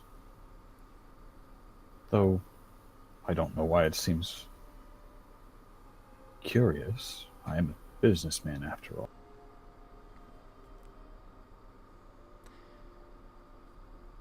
Well, as I consider you a friend of this court, I should inform you, if you are not already quite aware, the Mercer Company is quite established in Hull.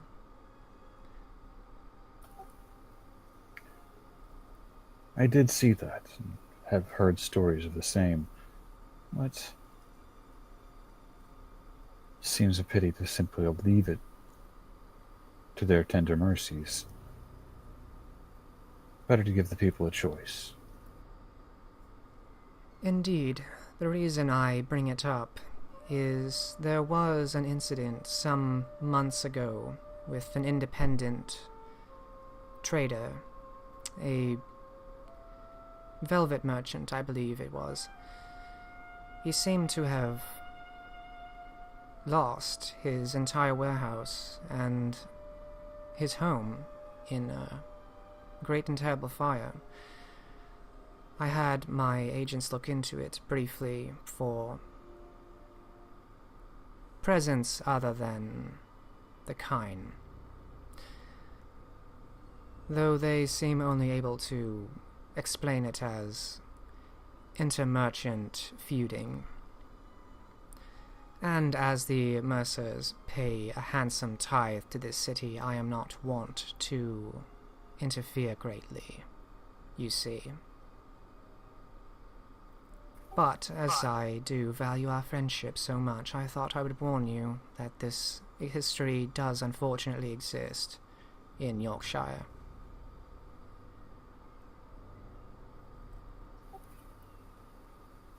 I would never consider requesting intercession on my behalf, by your grace. I would much rather succeed or fail on my own merits.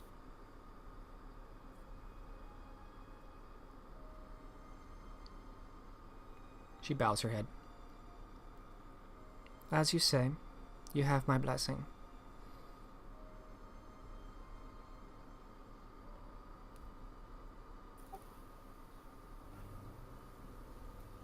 My thanks. Will Lydia be accompanying you to She looks back to her briefly towards Lydia and then looks to you. Lydia accompanies me everywhere, my dear. And she smiles gently. I did promise her a sparring match. It seems I may not have time left to make good on it. Well, York is not going anywhere, and my business in London should not take terribly long, so perhaps in the future. Indeed. Perhaps.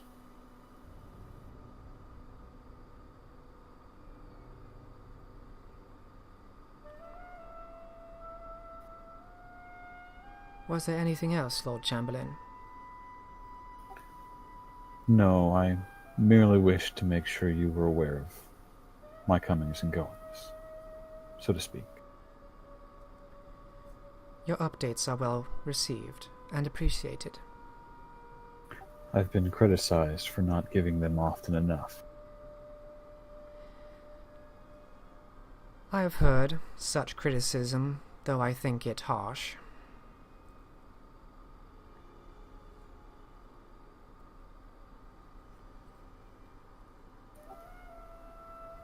We will be going overland from here through Nottingham, down into London. I've acquired a small retinue. We should be well looked after. That is reassuring to hear. As I understand it, there are some lands to the south which have suffered attacks from the rebels. I am pleased that you have a guard.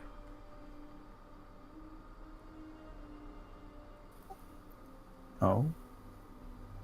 How recently had you heard? We may have cause to redirect our path. It was perhaps 1 or 2 months ago. Hamlet's burning. Many died.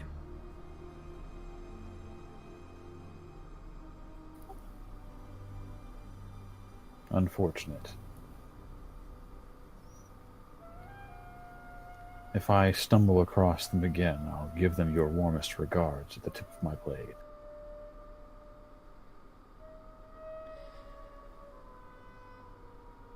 There are many you might send into battle. I would prefer that you spare yourself such risk.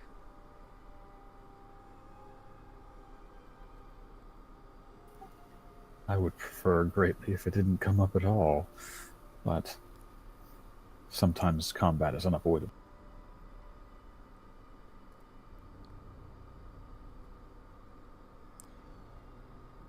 Then I wish you safe travel. And you as well. If you would like, I've already booked passage for Cormac and Robert to join us in a fortnight. I can make similar arrangements for you and your company as well. I have already made travel arrangements, but thank you. Not at all.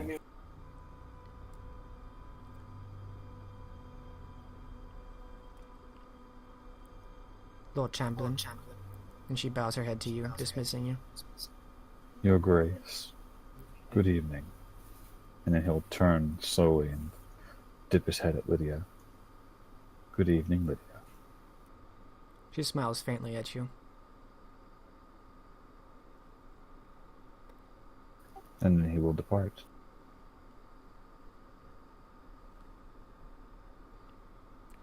And off you go. And the scene fades on that. And as we are just 10 minutes shy of the 7, we will take an early break here and come back in 15 minutes. Sound good? Cool. Word. Okie doke. I'll be back in 15. Alright, how we doing? Death! I am here. Here. I'm not here, but I only look like I am.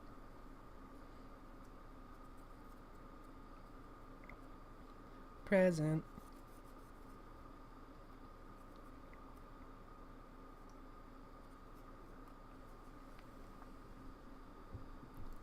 Okay.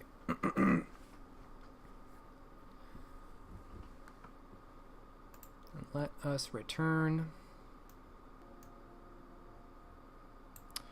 All right. We return, focusing on Long Tom and Elenid a couple nights hence, as they're getting ready to travel. And so, of course, by now everyone's been updated to the travel plans and arrangements that Thomas has made, unless someone has any other plans of their own. It seems that Tom and Elenid shall be traveling by carriage with guard, as Robert and Cormac travel by sea, and will certainly beat both Ragna and Tom and Elenid there. What are Elenid's thoughts on this travel arrangement? A bit unfortunate. She would have liked to. By now, would she have had time to complete that little table game she was trying to arrange? Absolutely. She'd feel that's a bit unfortunate that she wouldn't be able to fully test anyone's capabilities here with that game, as of course. But the job does come before any luxuries like that. Indeed, you are leaving a bit earlier than you might have thought. So you didn't get quite the chance, but she'll try to get in what games she can, make sure her things are arranged, and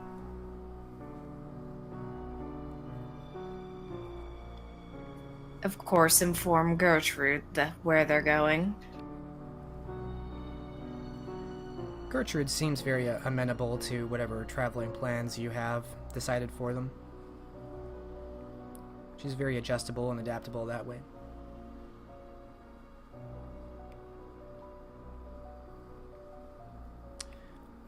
And what does Robert and Cormac think of the plans to reach London? We'll start with Robert. It seems in order. Things are going as planned that were discussed earlier.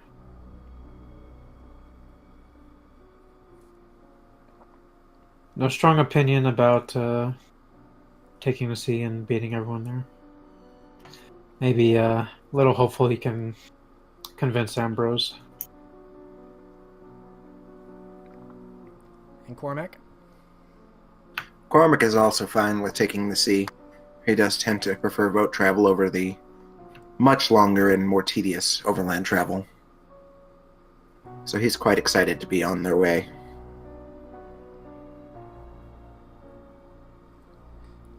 All right. So Elenid, you, Tom, Gertrude, and you see now that 20 men-at-arms are riding with you as you depart the city of York in mid to late September, making your way south. A quick question. Is there anyone I would have been able to play one of the games with before?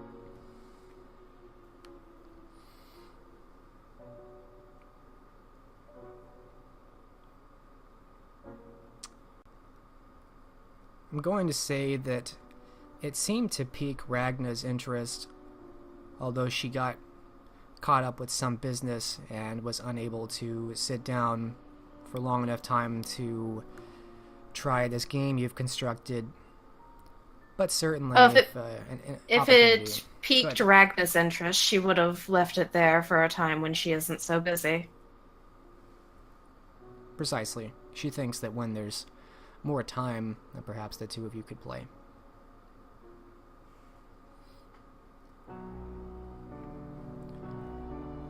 So the two of you take off from York and make your way south. Did Jasper have any interest in it? Not particularly. Unless you tried to push him to play. No, she wouldn't push him to play.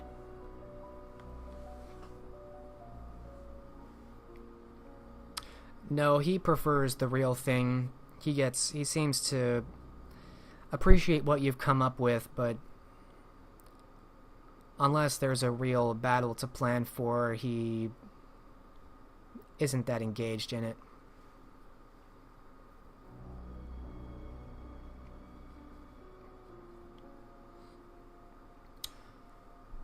Alright.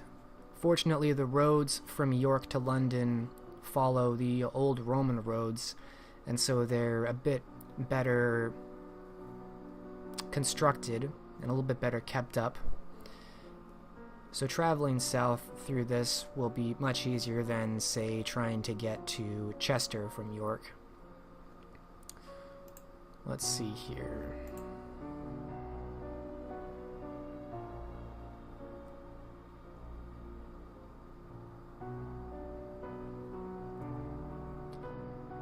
So traveling about 15 miles a day.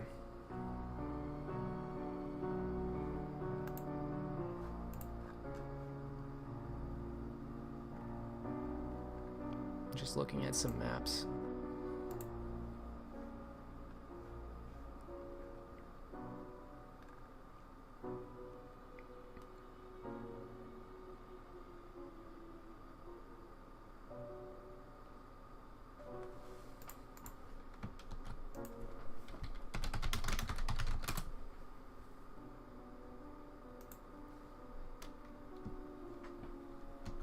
It's approximately 200 miles.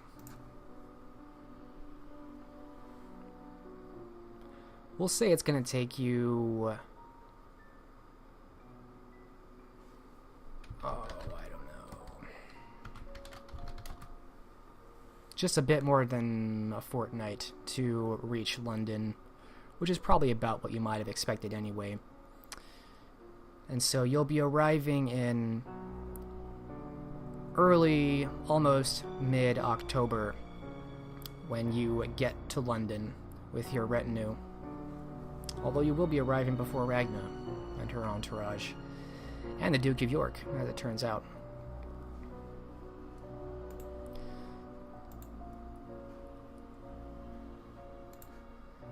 So as in the past, you are led into the sprawling city of London, which is now long grown beyond its walls. And go ahead. So en route, Tom would, if time allowed, I'd like to stop off in a small town.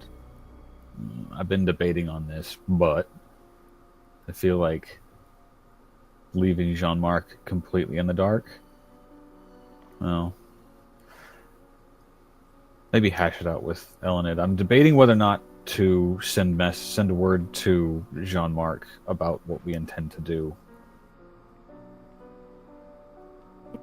Would he not hear already from, well, our companions going and talking things over with? Which companions? I'm sorry, our group discussion earlier, I assumed that, well, it seemed like you, Robert and Cormac, were going to go and ease tensions with. Did the plans change? Or did I simply misread it?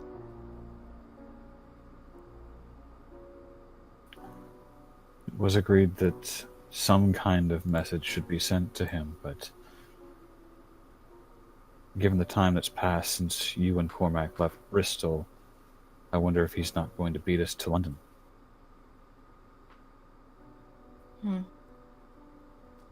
Perhaps.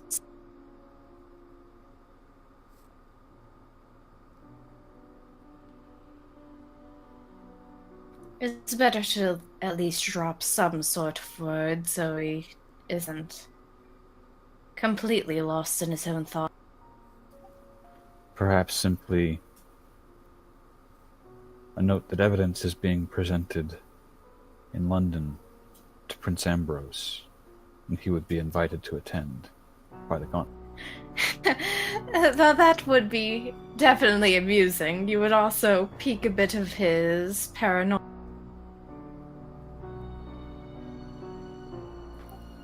But it gives nothing away. Precisely. And thus, if it's intercepted, nothing is lost. And he's kept in the loop. True. That, yes, we should likely send for that. It would probably ease things, considering he's likely not so happy about what Cormac and I did, going past his guards and.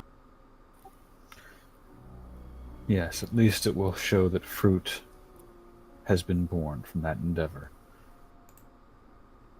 And that he does indeed still have the support of the Gauntlet, whether he chooses to believe it or not.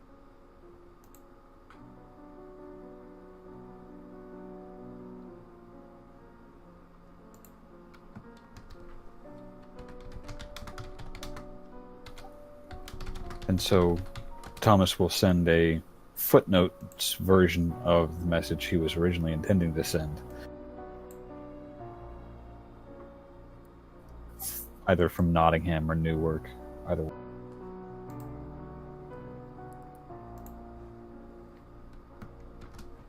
I'm sorry, say that again? So Thomas is going to send word to Jean-Marc in Lincoln as they're passing to his west that the Gauntlet was going to be presenting evidence to Ambrose in London, and that he would be invited to partake or listen. Okay, so you're not going in person, you're sending a messenger. Yeah, I'm not 100% certain he'd receive us, or that we'd leave in one piece, and I'm trying not to bog things down over much. Alright, and inviting him to be present for the presentation of some undisclosed evidence to Prince Ambrose in London. Yep. Okay.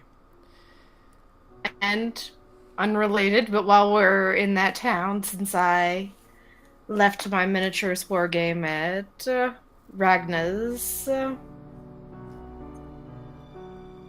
At Ragna's domain, I would like to procure supplies to, well, recreate it, rather, instead of drawing this time, or sew the patterns of the terrain into some type of cloth. Make a more portable version. Thomas could put you in touch with a few very good woodworkers or stonemasons. The simplistic figures work. Alright. You aren't going to be passing many towns. Well, if all you really need is cloth to make it, then that's simple enough. Cloth and simple little figures for representing the different units, which is easily done. Yeah, I'll say you're not looking for very extravagant or exotic items, so we'll say that over your travels over the next fortnight, you're able to come up with enough things to make a new set. And because you already have some skills as a seamstress, then I won't make you basically make a piece of cloth, is what I'm imagining.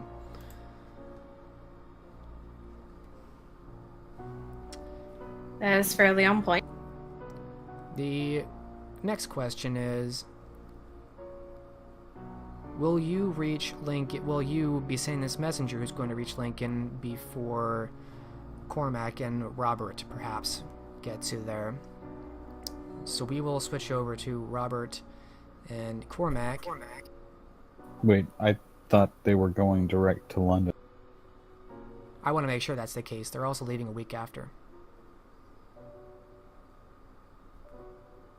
Fair enough. It's my plan to go directly to London anyway, after the 2-day trip back to Hull. Yeah, direct trip to London. Okay, then it stands. You can send your message off, and he will Not receive really. word that way. And not really peeing anybody's cornflakes, except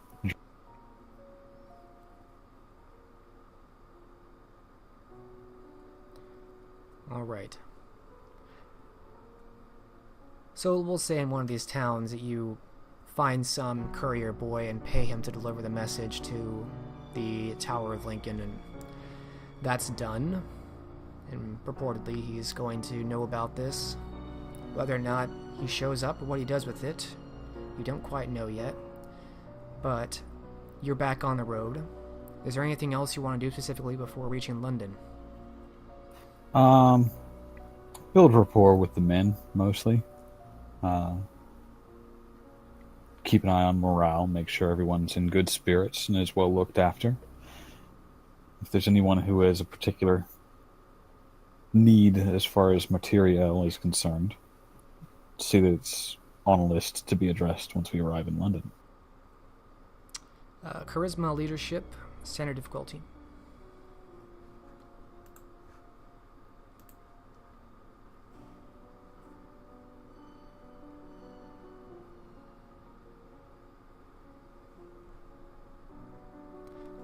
Alright, you spend some time building rapport with them, and that seems to go pretty well. 4 successes, maybe 5? Do you have any specialties here? I do not. Okay, so 4 successes. Your men take to you pretty well. They seem to appreciate and acknowledge that you're familiar with, working men, having been aboard ships, know how to talk to them. And they definitely key in on that. And it goes a long ways to gaining their trust. There are no specific complaints or requirements. They voice some interest in Elenid and Gertrude, and obviously being on the road, their interest is towards women, and the only 2 available are seemingly companions of yours.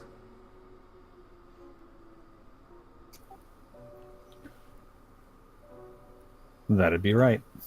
None of them have been bothering Gertrude, have they? No, they're not quite so rowdy and lascivious as the mercenaries you met, and they don't show anything outwardly to you or Gertrude. Doesn't mean the thought's not there. Correct. If it's the company of women you're looking for, I have coin enough to procure whatever you need. But they are off limits.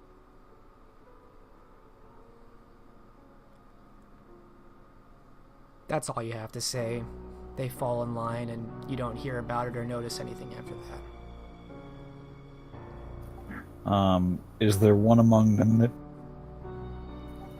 Excuse me. Is there one among them that would be in a leadership position, sergeant?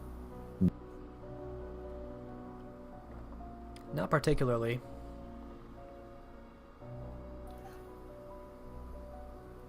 Not officially. Well, that won't do. Tom is going to take a moment to take stock of them and their experiences during the course of their travels.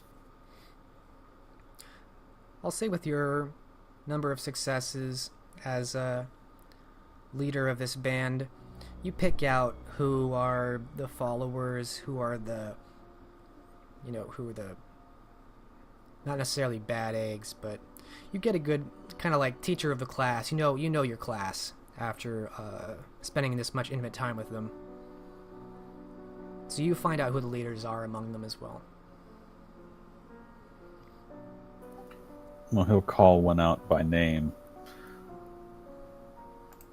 Once he's learned that name, probably. I need a sergeant. I can't be with the men all the time. I need someone to keep them in line and bring to me any concerns they may have voiced. And any concerns that might cause issues later on. You're it. Until I find someone better, you're dead. The man you call out is Brandon Carter. He's a young man, Anglo-Saxon. Brandon Carter's maybe in his late teens, you think, maybe early 20s, but surprisingly disciplined, and he's got good rapport himself with a lot of the men. He seems to be pretty charismatic, and a pretty good head on his shoulders from what you can tell.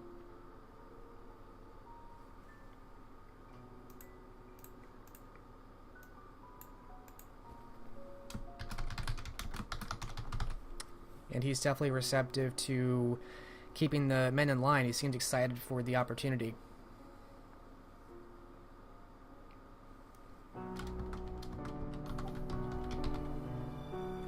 We'll be passing through some towns, I'm sure, in the coming days.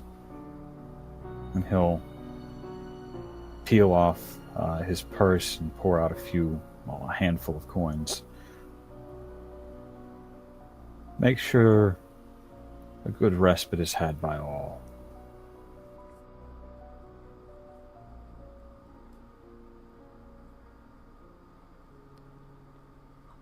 Oh, yes, my lord. Thank you.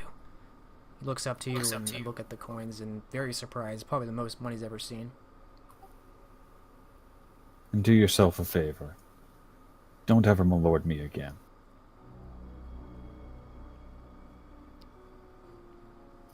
Yes, sir. Sir, if we're in combat. Otherwise, I've always favored Captain.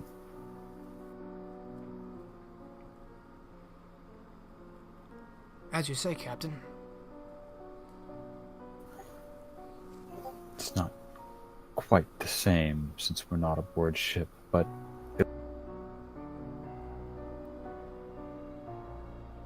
at least it's a title I've earned. He nods and pockets the coins.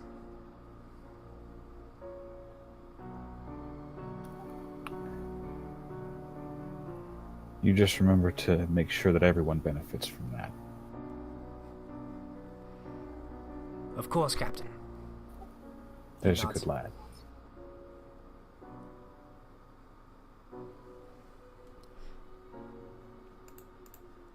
Alright, anything else you want to do specifically during this time?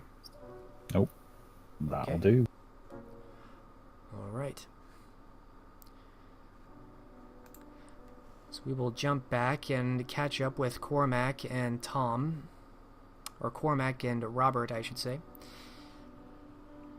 You spend another week in York. Cormac getting to know more of the common folk and building some friendship among them. You do see Anselmus a couple more times. And Robert, your time, as we discussed, is spent with Ragna and starting to broach something resembling a friendship. And finally, the time for you to board your ship and leave. By the time you leave York, you see that the Duke of York, his retinue, and it seems like Ragna and her entourage, including her children, as well as Lydia and her ghoul, are all following after them. And you make your way to Hull, and preparations have already been made for you. You're expected, and your belongings are brought onto the ship, bound out for London.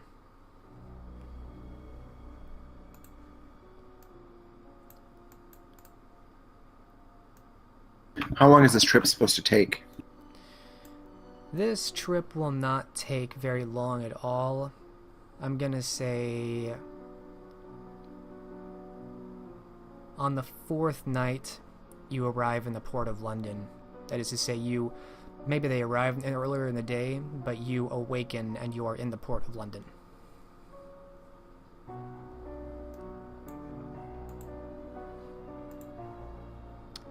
And is there anything during this time that either of you wish to do while you're aboard, or discuss anything?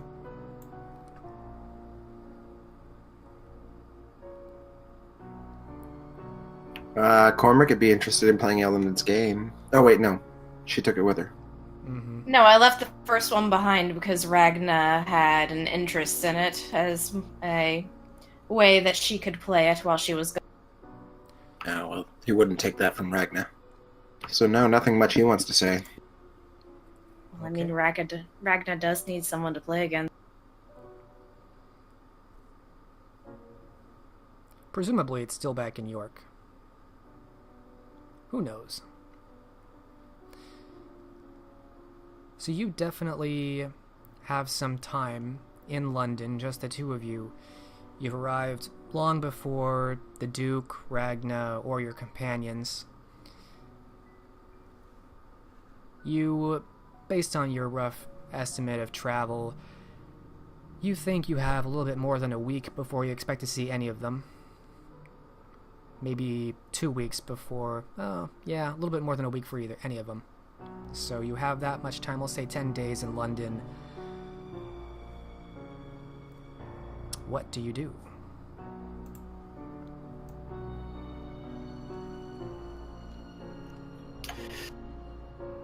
Shall we break the news first? Is that something they'd want us to do?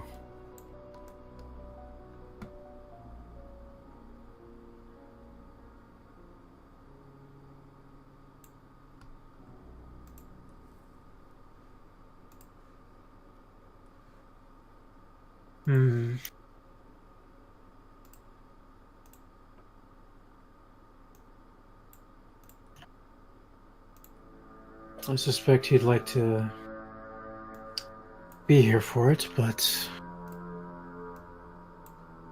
we were sent first with the initiative.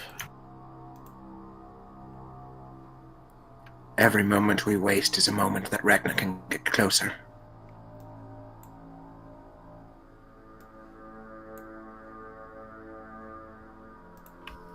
So if you think that we should, we shall.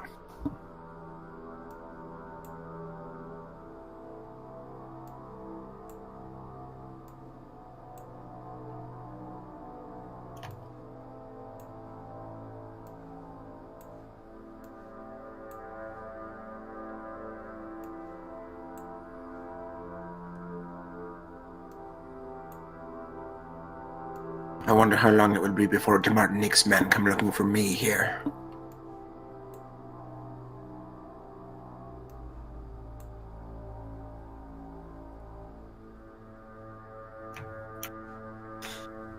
Not long if he suspects you of anything.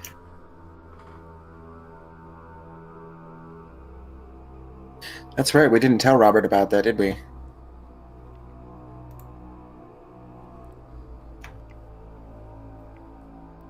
About which in particular? About forcing our way into a house guarded by de Martinique's men. I thought you did during your large discussion. It was brought up during the group meeting, yes. Oh, okay.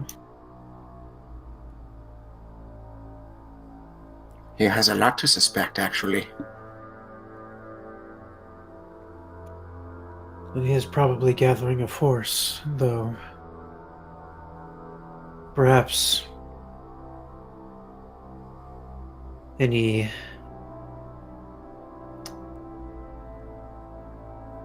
perhaps the rebels would take his attention first.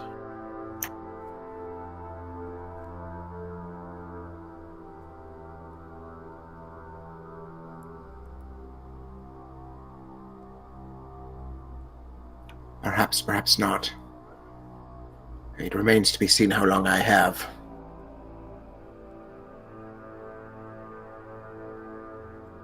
Sooner or later, he's gonna come a cropper.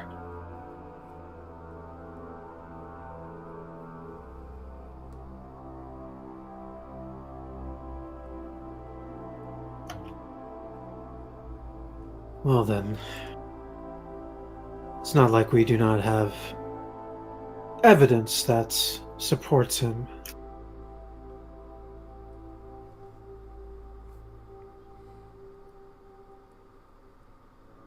Cormac looks worried, but he says, "Let's make our way to Elysium, see if we can gain an audience." It's a start.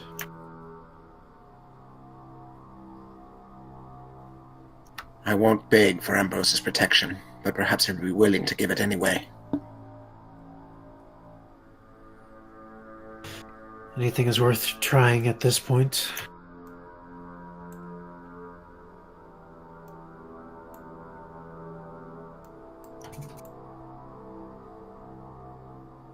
Sounds like that's where we're headed next, Elysium. All right.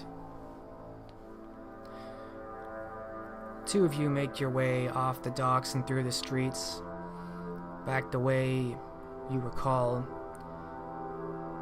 to get back to Elysium. You get in touch with Cash Solus, who agrees that he'll relay the message to Prince Ambrose, and about an hour later, you're told that Ambrose will hold an audience for you around midnight tonight.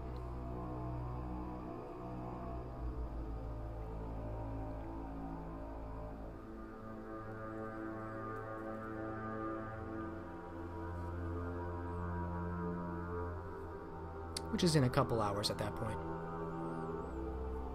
And will be held at St. Mary's Undercroft as before. Which Elysium are we at now? This is discussed to you at the main ballroom under what was once known as Pop Lollies. Anyone else here to pass the time with while we wait? Absolutely, if you want to spend some time there. We will transition and open that scene. Unless Robert has other ideas. The only other thing Robert would want to do is maybe discuss how to approach Ambrose. He would seek Cormac's insight on him.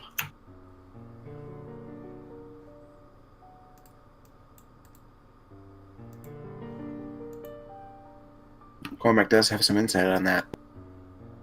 And he will say, Ambrose is a Bruja. He's passionate and strong,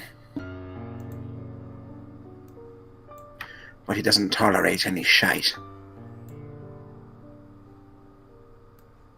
We'll have to present him evidence, and immediately. No time for flowery words.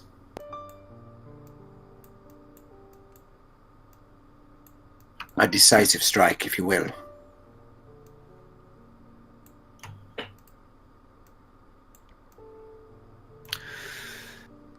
Then perhaps since you were the one who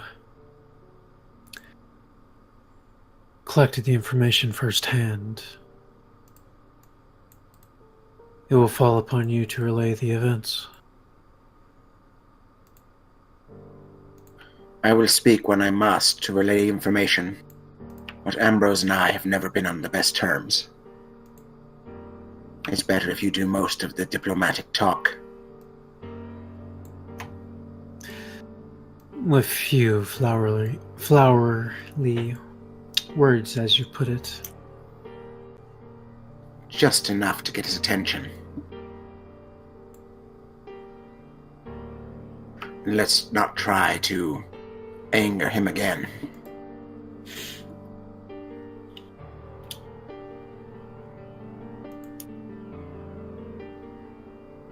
Very well.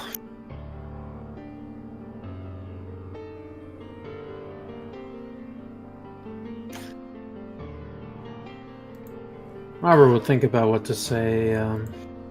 Since we have 2 hours, Robert's just planning on relaxing around Elysium.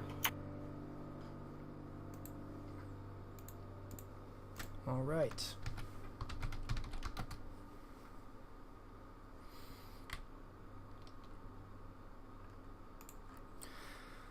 So, you have some time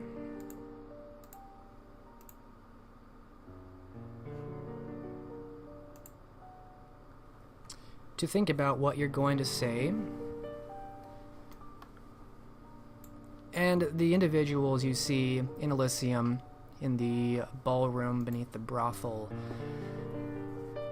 is a small collection of individuals. You see mostly people you recognize. Simone Deschamps.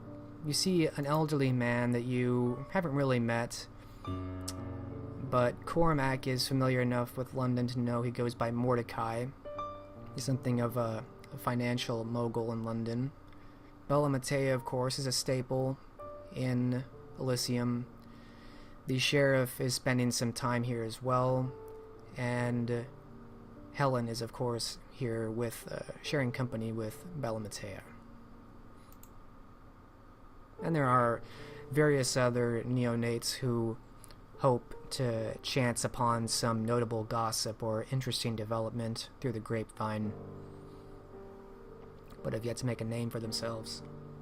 However, as you enter Elysium, I will have you both make a perception, empathy, or etiquette. Difficulty 6 for either.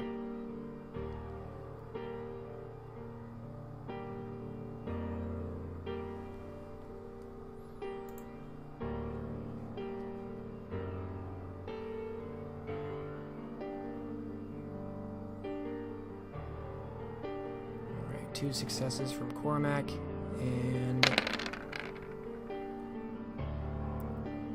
4 successes from Robert. What are your specialties in etiquette again?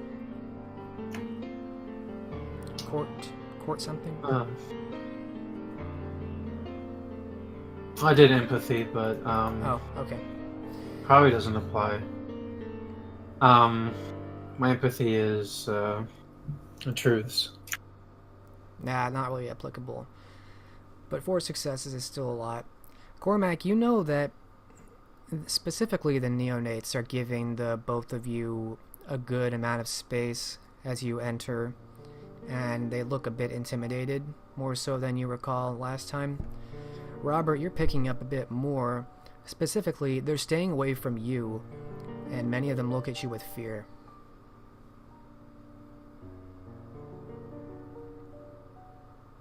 Where you go, they disperse. many of their eyes are on you. Some actually leave when you show up.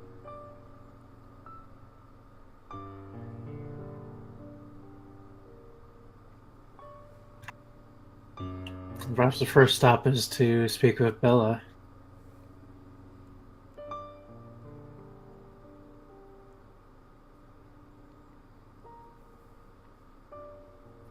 Meanwhile, Cormac is going to beeline over to Simone. Although if he is noticed by Bella, which is almost impossible not to be, he will give her a polite nod. He's still rather upset with her.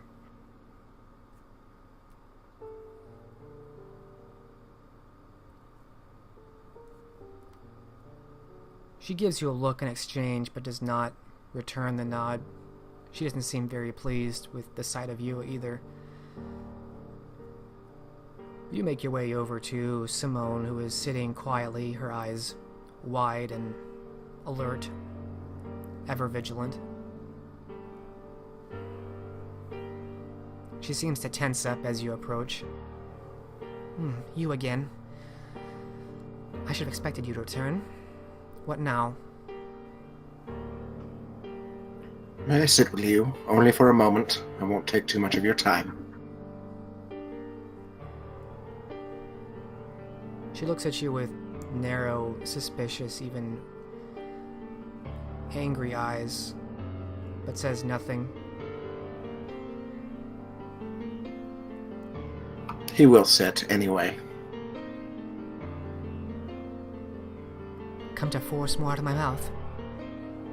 He leans in a bit, steepling his fingers on the table. No, I've come to apologize.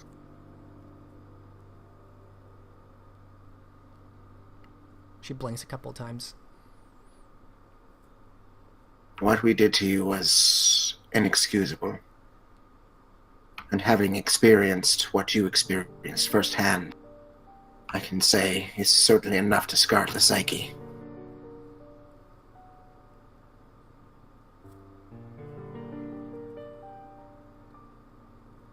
Make a charisma empathy roll, difficulty 8.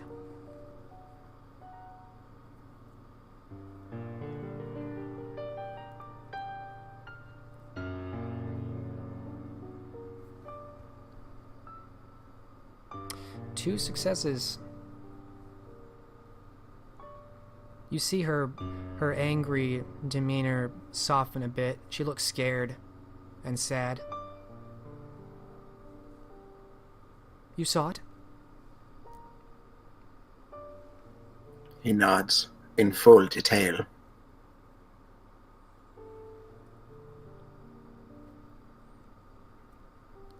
You see blood tears forming in the corner of her eyes as she brings two hands up to wipe them away quickly. I'm sorry.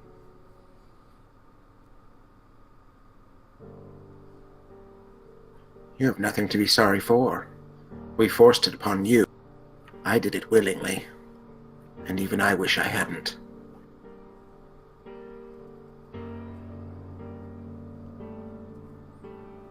Well,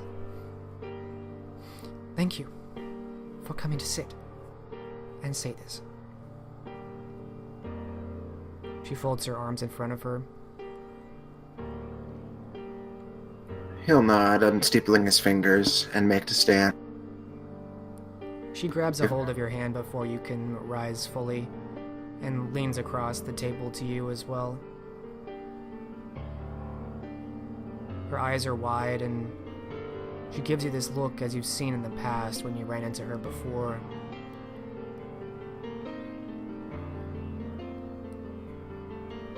Everywhere you look, there is nothing.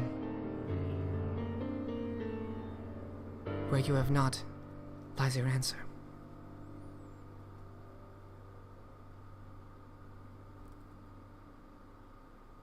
Cormac is stricken by this insight, and his jaw drops a little bit.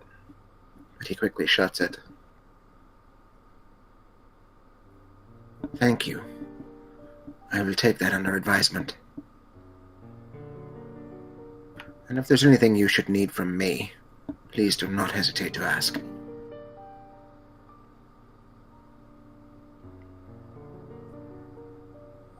She continues to linger there, holding your hand, before she seems to notice herself and Let's go.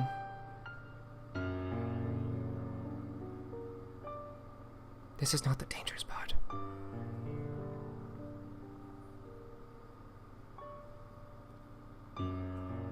I'd imagine that part still lies on the horizon.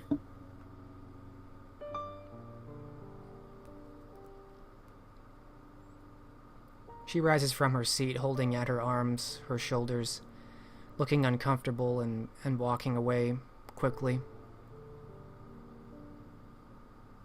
Cormac furrows his brows but says nothing. All thoughts of standing forgotten with this new insight. He merely turns in his seat to look to see how Robert fares. Meanwhile, as Simone leaves you with this vague threat of an insight, Robert, you approach Bella Matea, who is accompanied by Helen, and no one else for now. It seems it's just the two of them sitting together at this couch, leaning in together and speaking quietly. Their eyes both turn to you as you draw close, and she parts a bit. Well, good evening, Robert. You've been busy, from what I hear.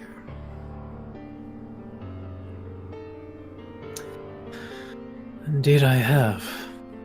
Though it is a pleasure to be back in this fine city of yours.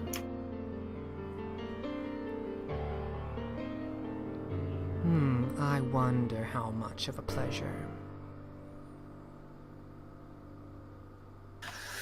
Not all, I'm afraid, as the Gauntlet is quite busy. Tell me, what exactly have you heard?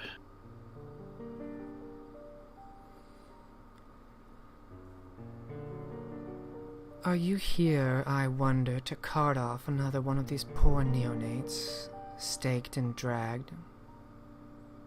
And she rests her chin on her hand, leaning forward.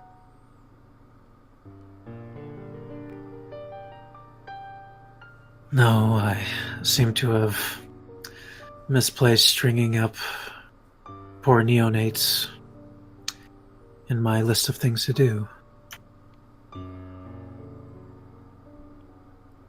Then you might want to spread that word around, lest you be thought of as some kind of boogeyman. And her eyes kind of look around generally to Elysium.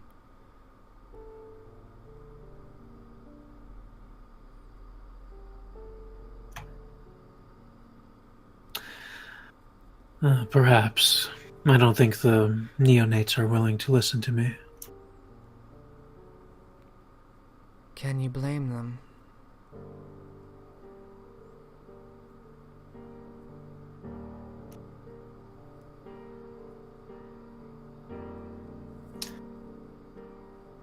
No, I am sure a horrible story has been told. More than one, my dear. What brings you back here? And she sits back and reclines in her seat, recrossing her legs.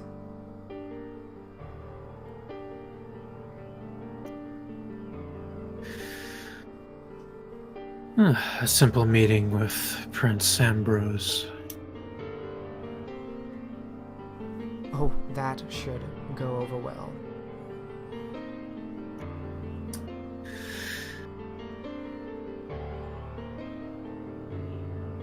Well, that's the hope, but it sounds as if you know something different.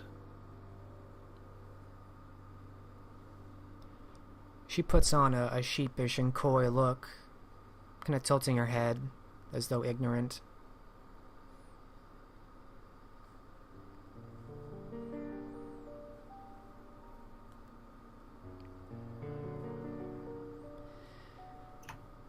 The Gauntlet is becoming quickly esteemed for its strange process and methods.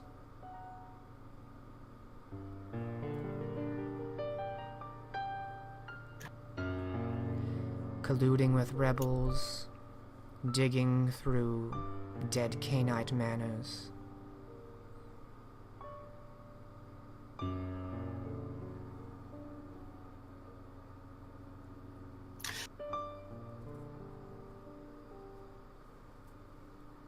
Unusual, you say? Why, I do wonder what stories have been told.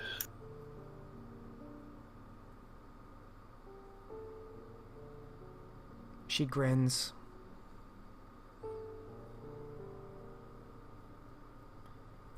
What can I do for you, Robert?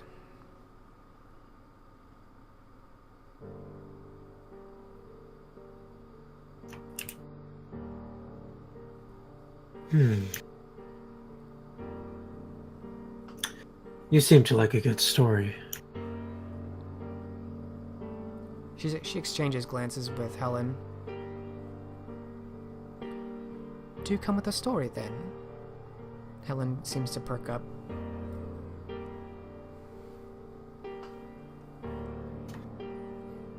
Perhaps. Perhaps more than just one.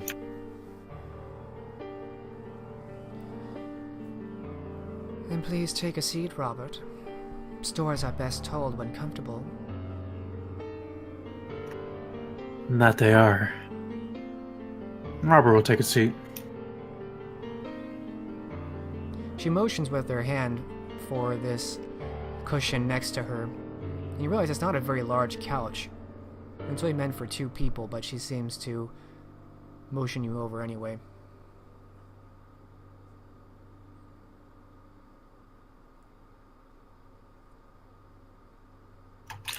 You'll take the seat that she's generously offering up.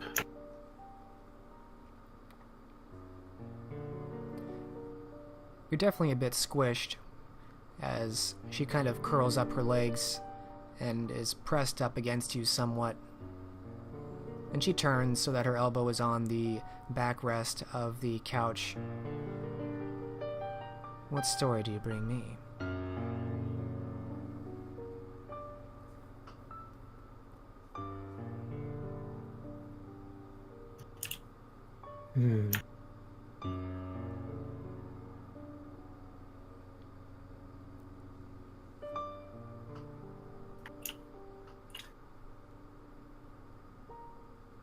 Perhaps the tale of a neonate who got caught up in a jihad.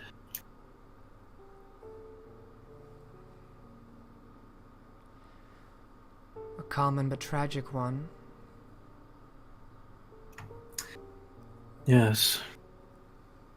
My question, do you know the fate of Amelia?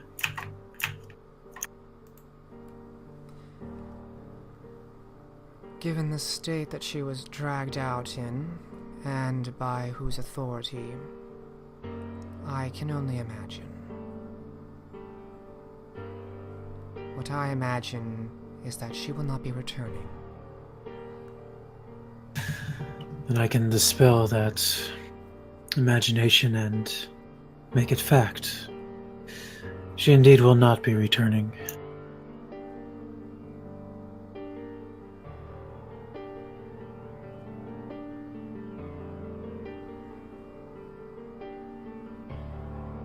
She looks at you, unblinking.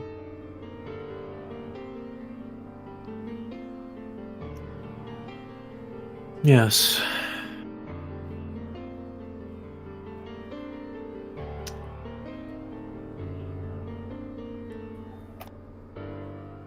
The council has deemed to have her questioned at any means. One which I am certain was terrible. She could not endure and was sailed.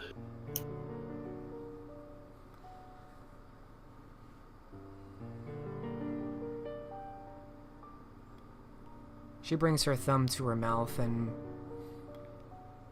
bites, casually looking off. A bad way to go.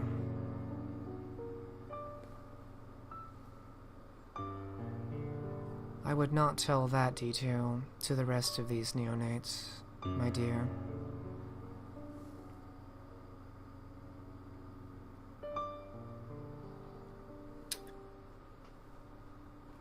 Leave a bit of intrigue to the final death, I suppose.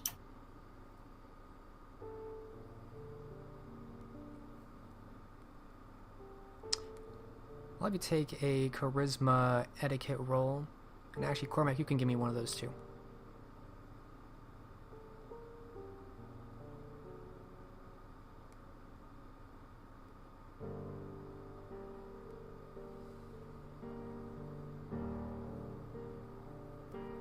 Alright, 3 from Cormac.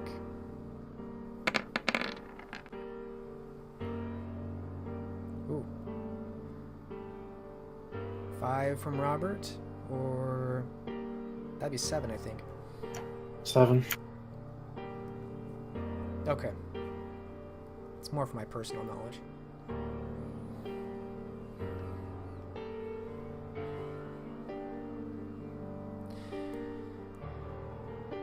Thank you for sharing that, my dear. Although I'm quite certain I suspected a dark fate, it is good to know with certainty.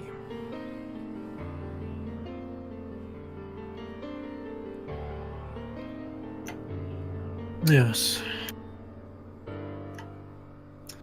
And I expect many more lives, innocent or not, will be lost due to these rebels.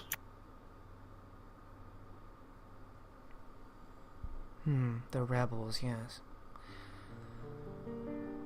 What do you mean to speak to Ambrose about, I wonder?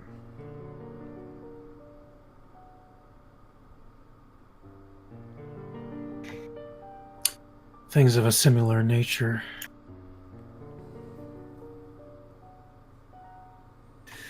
And conflict does seem to be growing.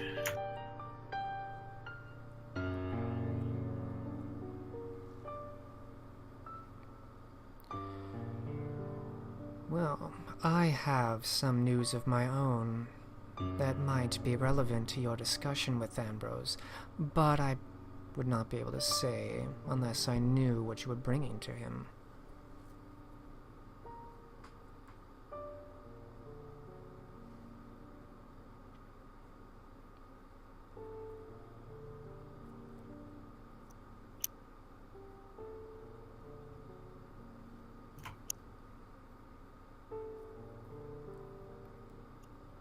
Well,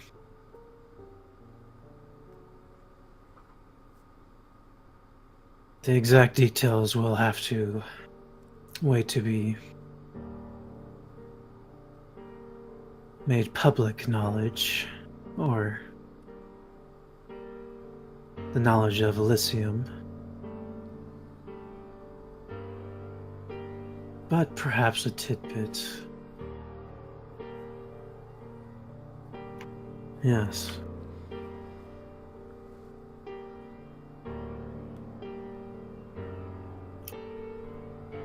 If you give me a crumb, I'll give you a crumb.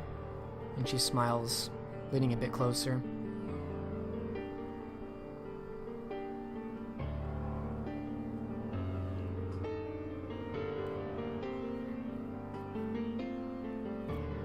Well,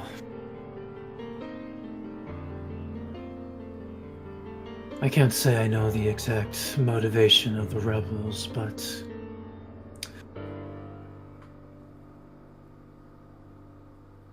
they are far from just a group that wishes to be alone from the Covenant. They have taken to killing villagers and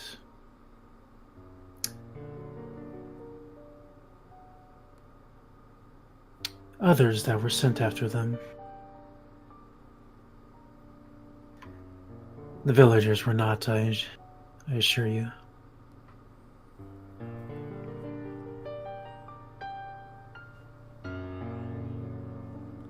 But your discussion with Ambrose is what I want to hear about. Just a sneak peek.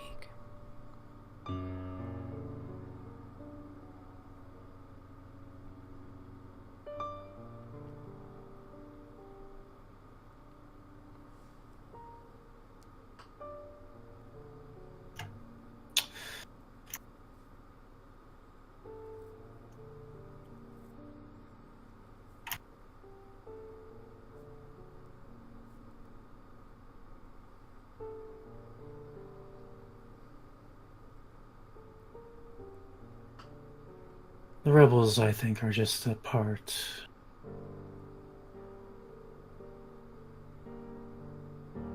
There may be a high likelihood of war brewing. War between whom?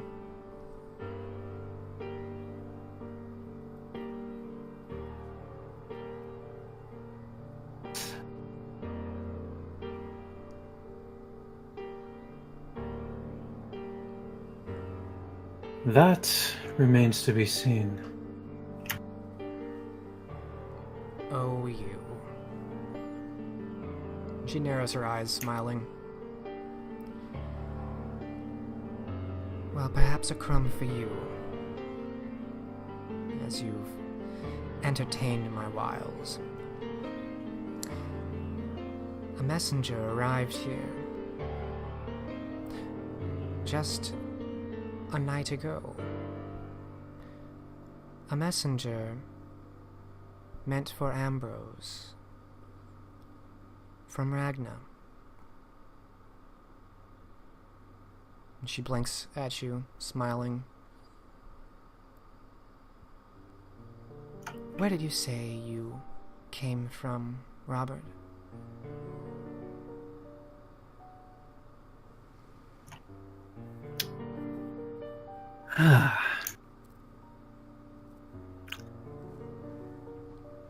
This is very useful news.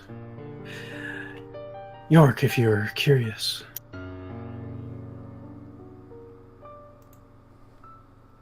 Her smile widens. What a coincidence. Well, I hope you enjoyed my crumb. I did. I don't suppose the messenger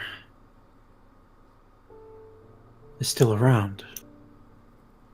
Oh, well, Robert, that would be more than a crumb, wouldn't it? That's at least half the cookie. I suppose so. But come, look, we're making a scene. And she looks beyond you and meets Cormac's eyes. I think your companion is jealous. You're getting all the pastries. You should go and comfort him.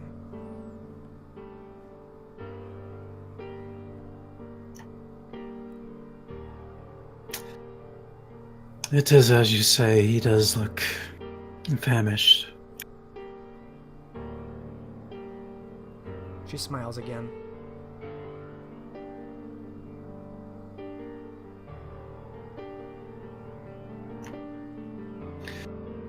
Well, Robert will get up from where they've been sitting and begin going towards Cormac. Alright. Cormac, you see that after Bella Matea meets your eyes and looks back to Robert, he gets up and rejoins you. I'm trusting that went as pleasant as always. As always. It seems, though, that Ragna has made the first move. How so? The messenger arrived before us.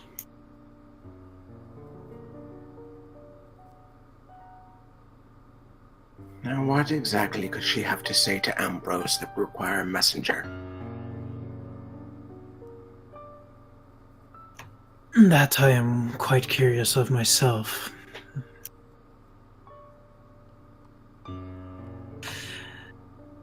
Mainly, how much does this disrupt what we've discussed?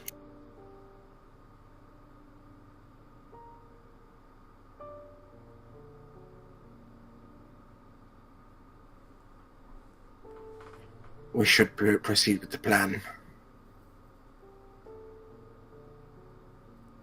Do you think?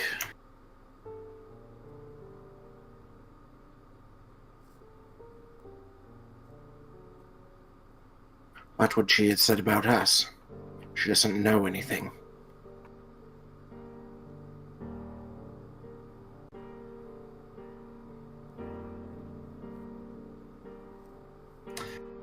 I don't think Ambrose is pleased right now, whatever they've heard. He's heard from the messenger. And there seems to be much more animosity towards the Gauntlet.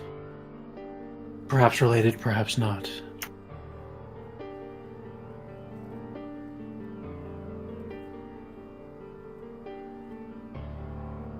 We continue to make waves that will not be easily quelled.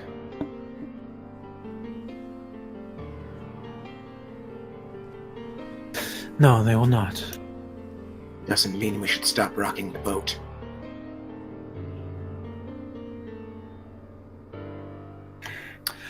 I would prefer more information, though. And how would we go about getting it? We have very little time now.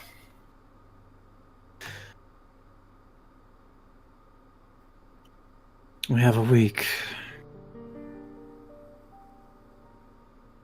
Well, the meeting with Ambrose, that will come sooner. Perhaps it was hasty to set this up.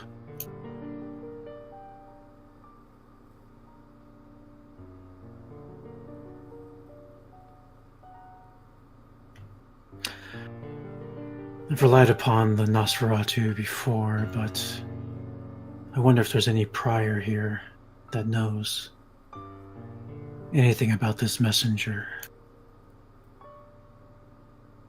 Helen, certainly. If you can pry her off of Bella's backside.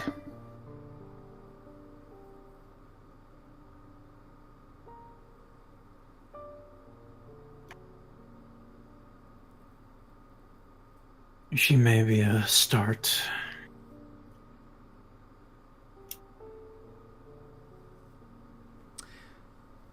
Robert, I'm going to give you a chance to get some insight here. Make a perception, empathy, difficulty 8. This is something you may or may not have noticed.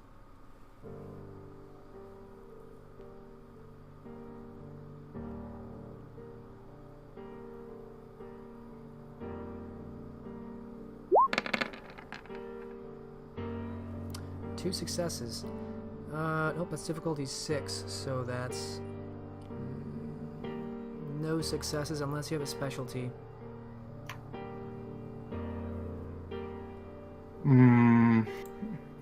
Truths, that's about it.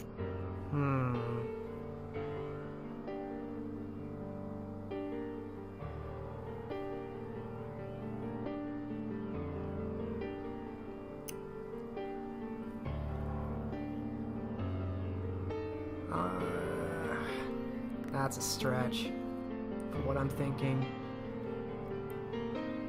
I'll give it to you. So you get one success, and it's only barely. When Bella reported to you there was a messenger from Ragna to Ambrose, you think you saw a surprise on Helen's face behind her. You're not entirely sure. You weren't really looking at her very much, but maybe.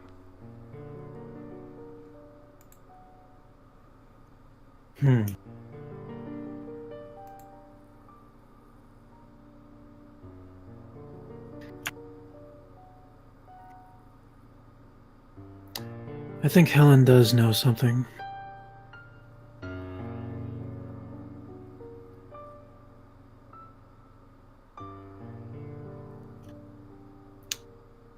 Well then, you feel like a talk with Bella.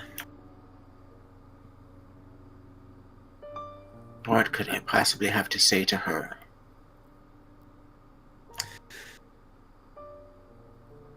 Well, I do need a chance to speak with Helen.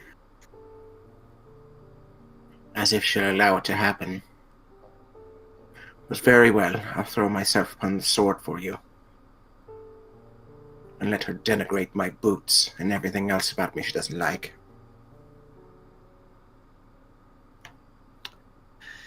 It is for the greater good.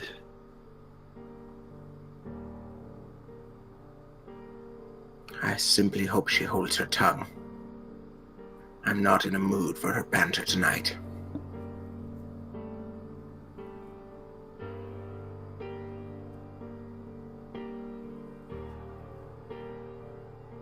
And after all, you wouldn't want me to make a scene.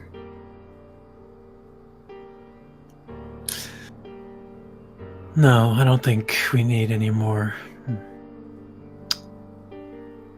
ill thoughts of the Gauntlet here.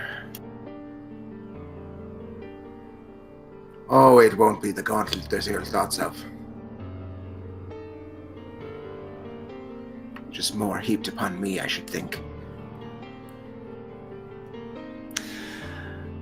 Perhaps, but to many we are just the Gauntlet, not individuals. Any road, we're wasting time, and she's staring at us. Have at it. He'll pull in his best ingratiating smile as he stands. This is all performance. Okay. And Robert will look for an opportune moment to approach Helen. Okay.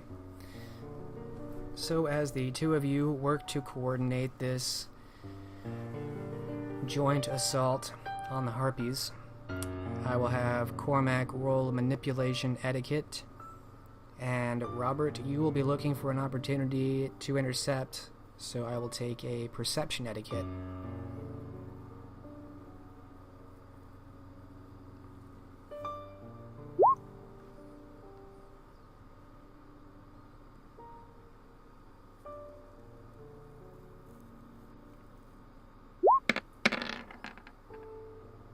Oh. 2 successes for Cormac. Robert, no successes. It's going to happen sooner or later. With all of your etiquette. That's so sad. Robert, highs or lows?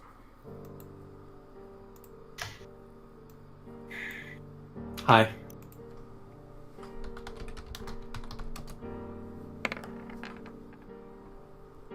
You're in luck. Cormac does a good job of engaging Bella specifically, sitting down on her side and putting on a good performance, certainly playing up his appreciation for. Well, I won't take up your spotlight. How does Cormac try and beguile Bella long enough for Robert to get in?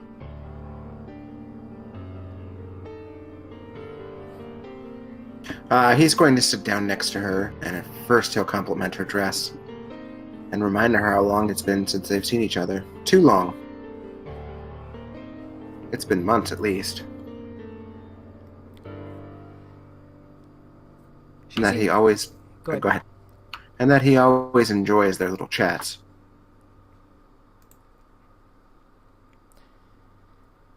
Although perhaps she might see through some of your ruse in that she knows that you don't particularly like her, she does cautiously accept and enjoy the attention you're giving her, certainly. And if nothing else, you will definitely keep her attention on you. And while you're doing this, Robert, you're not sure when to step in and when to catch Helen's eye. Cormac is doing a decent job of keeping her attention, but you decide to chance it and take a few steps forward when Helen is turning and You manage to catch her eye, and she seems to get reeled in, so you think you have her attention while Bella is distracted. What do you do?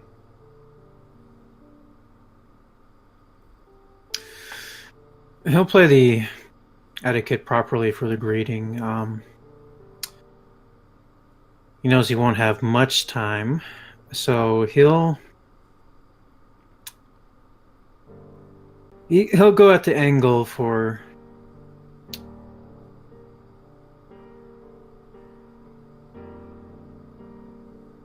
he suspects she knows something of the messenger, and perhaps he can offer her something in return.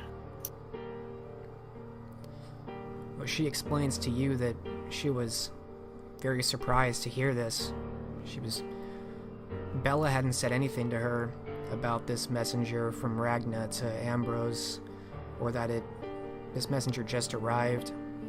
It seems like quite a bit of juicy gossip that she's just now finding out about, and she's interested to hear your thoughts on it, and where did you come from? What do you think?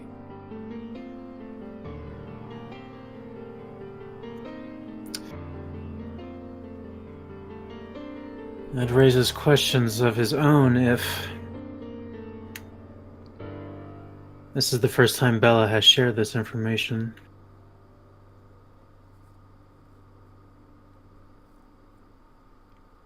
It certainly seems to be the first time she shared it with Helen.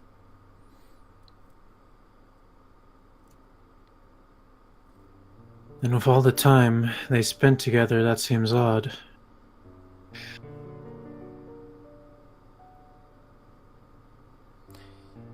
You are well versed in court intrigue. It's one of your strengths is working the court. And you know that information is as much of a valuable commodity to the Nosferatu as it is to court harpies.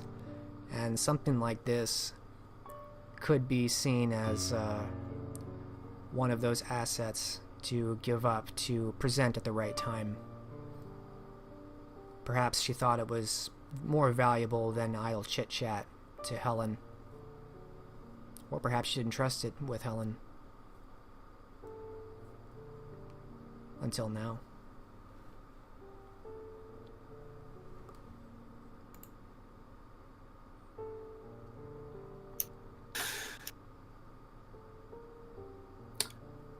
I'll say this, he thinks this is big news and wonders how she came about it.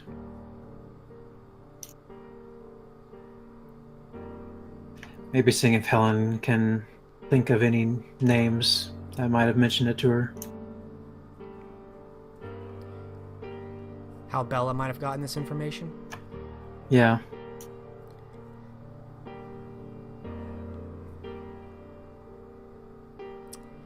Helen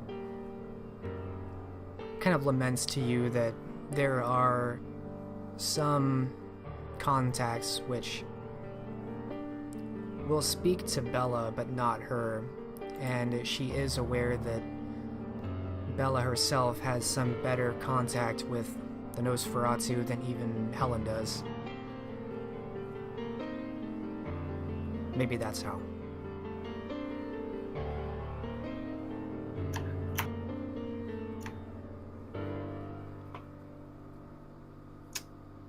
Well, he'll make a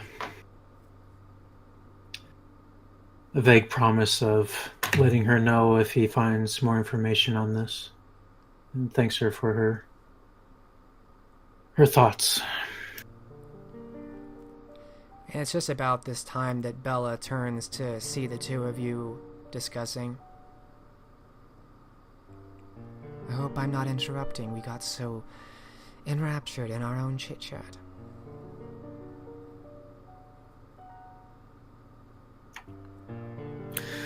Not at all.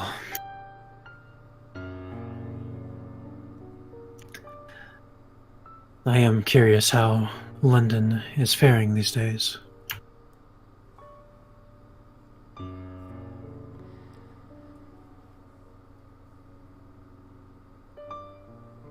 Well, we could discuss that for hours, I suppose. But I find myself hungry. So I shall be leaving. But, as always, it is lovely to see the two of you. And she looks between Cormac and Robert as she rises. Robert gives a polite nod.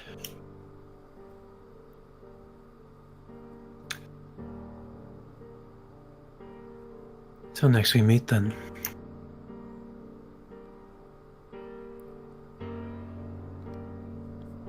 Helen also rises and nods to each of you, smiling politely, and follows after, leaving the two of you at the couch.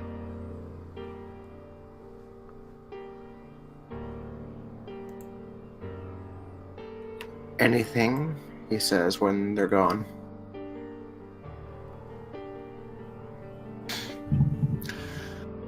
Precious little, but it is possible another Nosferatu knows who the messenger is.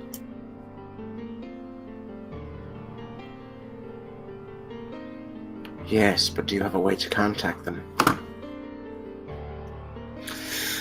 Other than one happening to be here.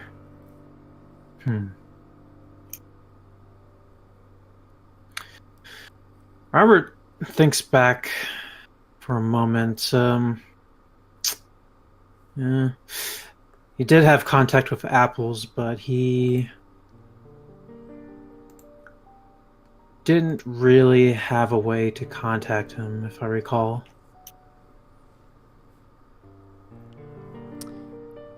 No, you met him briefly here in Elysium as you were leaving. You just caught him at the end. You didn't really get a way to contact him.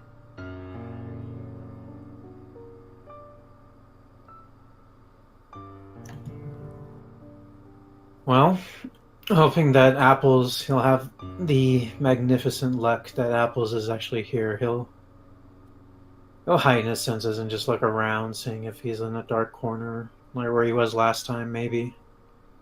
In the upper area. Sure, perception alertness, standard difficulty. What's Cormac doing during this time? Cormac is drumming his fingers on the table, thinking about possibilities of their meeting tonight and how little time they have left. Indeed, time is running short. You think maybe half an hour remains before midnight?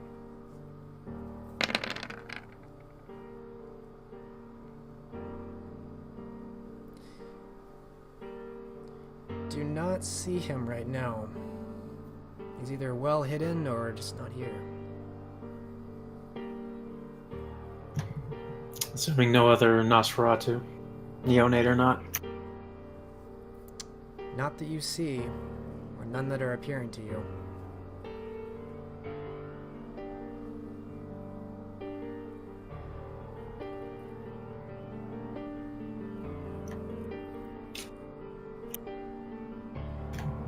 No luck.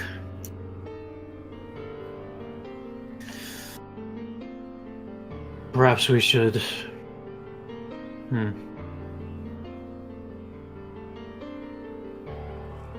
don't know, what do you think? Do you think we should delay? We do have time before Ragnar gets here, Cormac.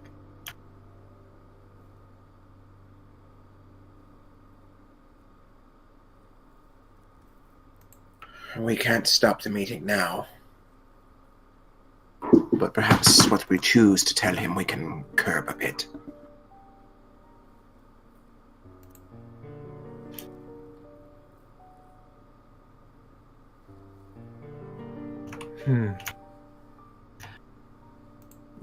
Perhaps we could take it a different route.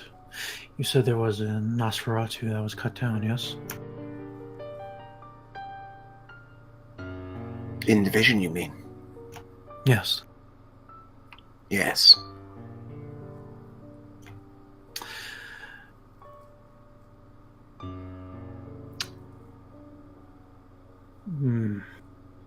Perhaps something distinct about this Nosferatu. It is known that his previous sheriff is part of the rebels. Maybe we could draw some conclusion there. It's worth attempting anyway. We can couch this as an update on our investigation. Yes. But if we don't tell him now, and he finds out later we knew, and said nothing, can you imagine the repercussions of that?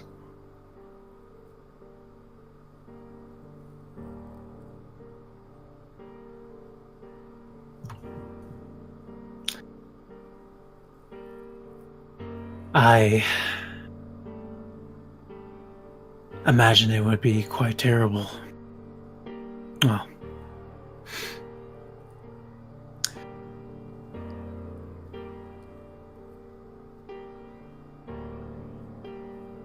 it's a gamble.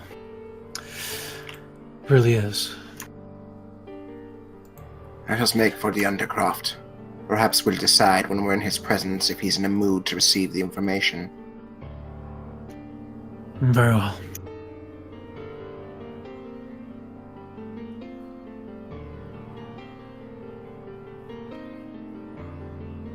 Alright.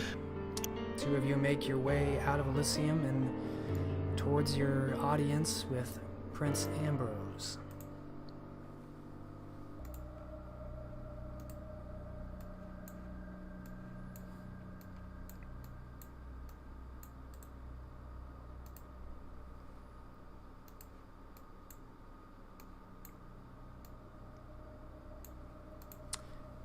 As before, you make your way further into London and descend into St. Mary's Undercroft, where court is held officially by Prince Ambrose. You seem to have a meeting with him as well as his seneschal, Genevieve Silvers, and the sheriff Cash Solis, who departed Elysium just prior to you. And so you make your way down dark stone, past these columns, and towards this dais, which is illuminated faintly by torches high above, and see that Ambrose is standing there, Genevieve to his right, and Cash Solis, the sheriff, to his left. It's a long walk up to him, and the three of them stare at you, the both of you, as you make your way. And Ambrose's gaze is heavy upon you, Robert. Robert's his senses will be heightened for this as he tries to discern whatever he can from this gathering. Any hints at all?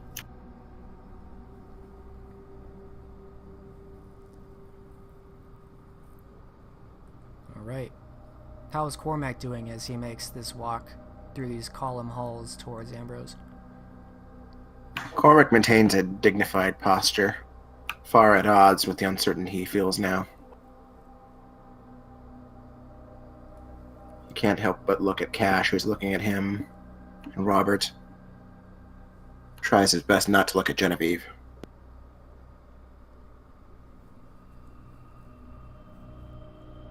Her gaze is very piercing and scrutinizing.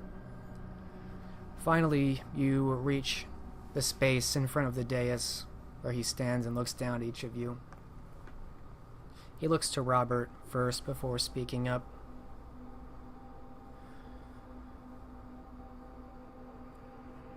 Lord De Vere, I hope you bring me better news this night.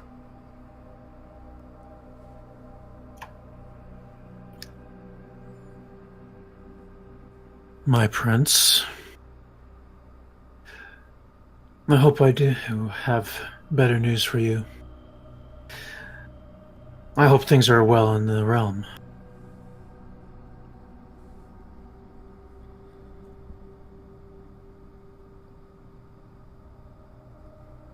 Speak what you would say.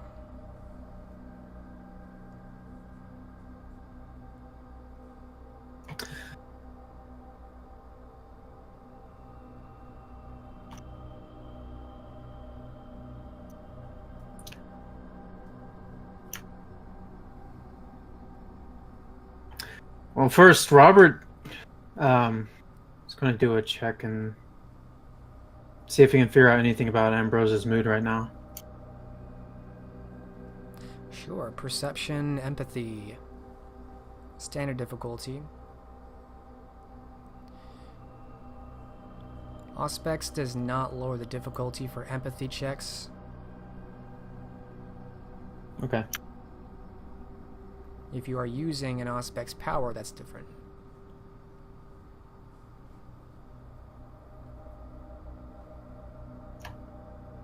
He would just have heightened senses up, and if it does nothing for empathy, then yeah, so be it.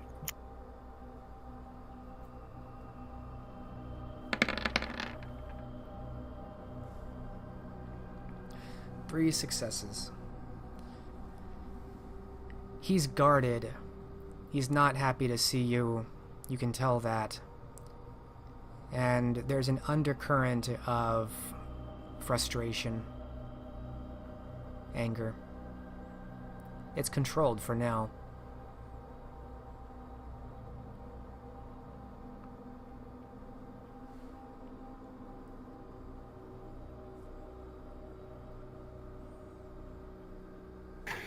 You look down briefly at the area where the cracks in the stone were made the last time you spoke in front of Ambrose. You stand in that same spot now.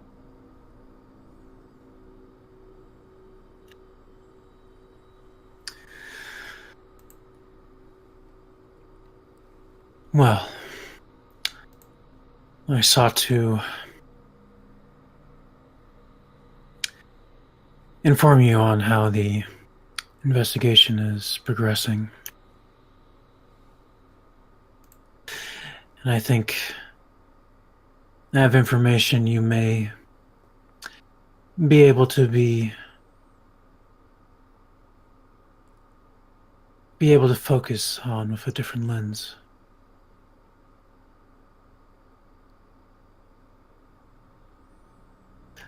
I speak, of course, of your previous sheriff. He narrows his eyes.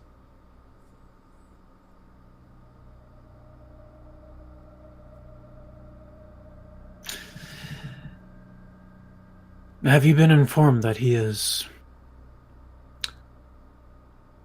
seems to be the military leader of the rebels?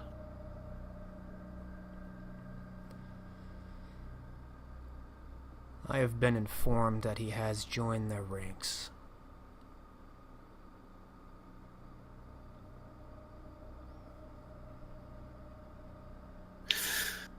Now we'll save some time then.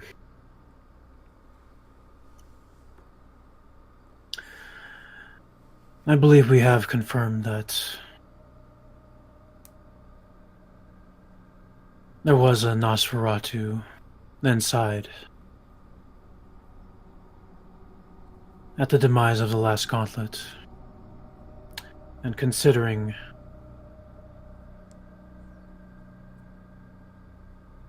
Jack's place, did he have any hounds that were perhaps Nosferatu?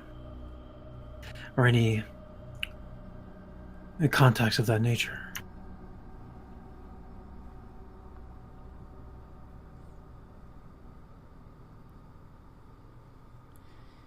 He had two, at least.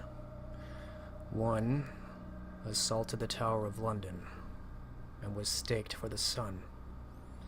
The other left north, I'm told.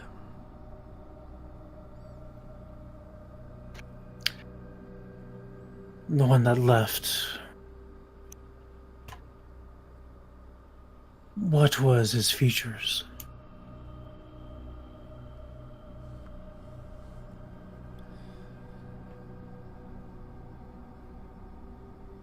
A hideous pale thing. Small eyes. Simple Simon he was called.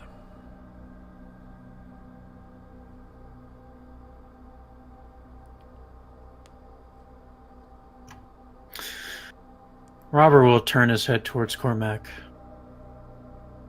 Does that match the description of the Nosferatu I saw? It does not. No, it's not the same man.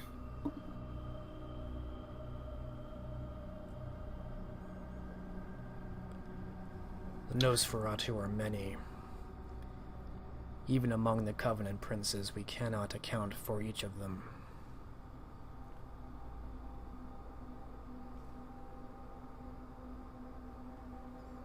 I imagine even Sebastian is unaware of all that lives in Norwick.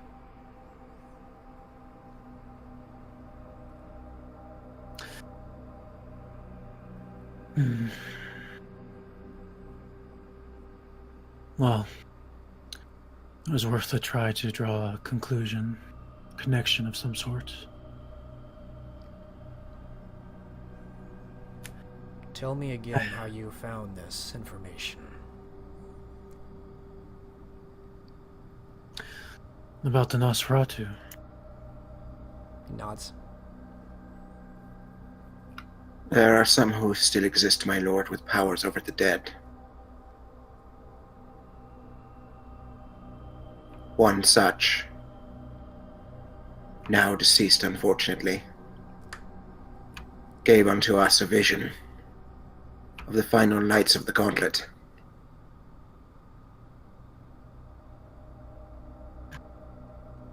We know they were all together when it happened. We know that they only sensed the fire too late, and that Wulfric found the Nosferatu huddled in the hall and put him down. What we did not see was any sign of Robert DeFore.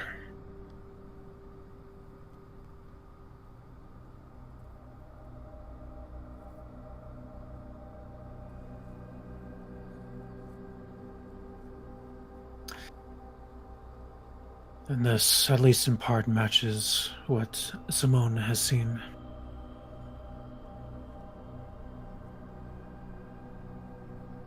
And contradicts the ghoul Cornelius, who did witness Robert DeFore. If this prior was present, and you have spoken with these soothsayers of death, are they not able to reach and find more about this prior, I wonder?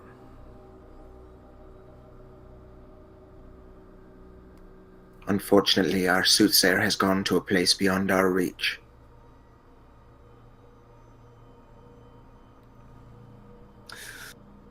And if we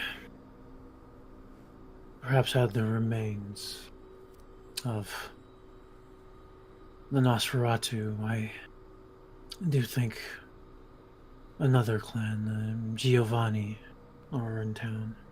Or perhaps they've left already.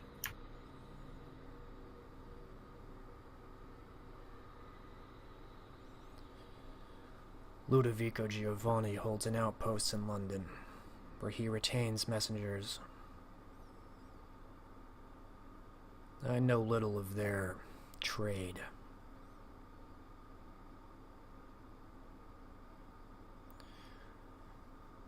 Should you come across anything of this prior's? He nods a couple times. But with the ruins as they stand, that seems unlikely.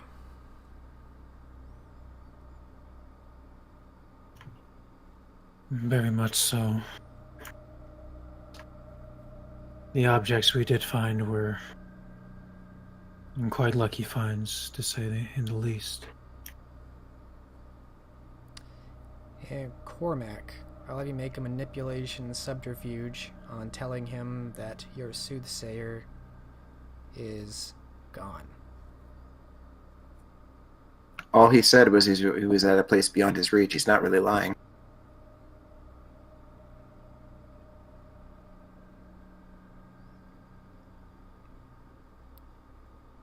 As I recall, Cormac believes that he could reach him in the crypts of the church. Alright, then he's lying by omission. Difficulty normal? Mm-hmm.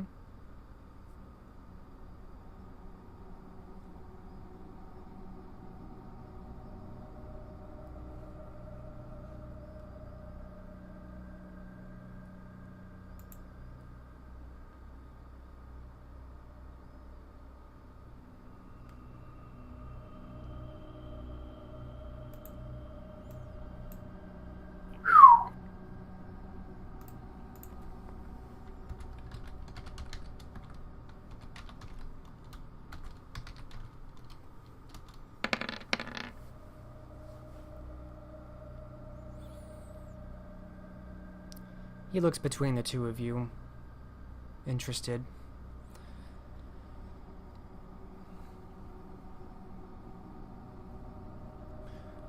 A worthwhile update, and one that does not enrage me.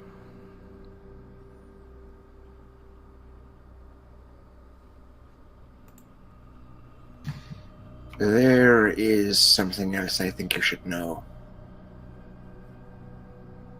Looks back to you. In the vision we had, the Gauntlet was having a discussion.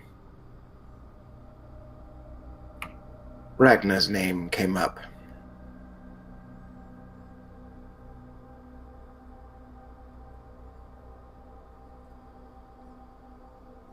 What of Ragnar?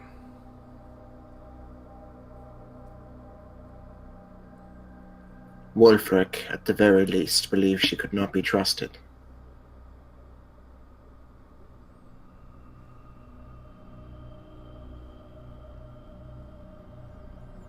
Something to do with business dealings with the worshipful company of Mercers, as I recall.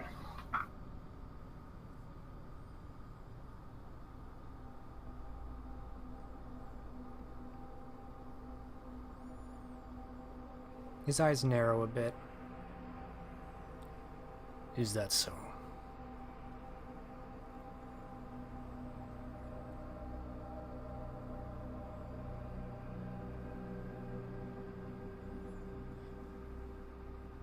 Do you formally accuse Ragnar of wrongdoing?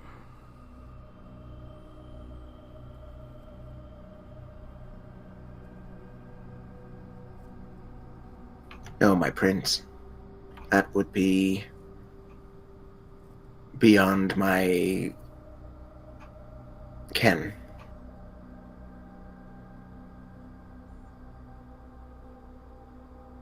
Roberts, try to discern what Prince Ambrose is thinking.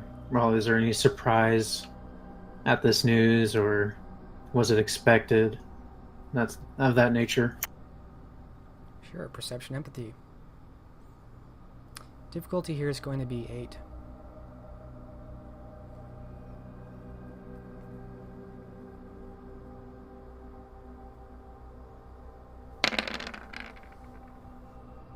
Two successes.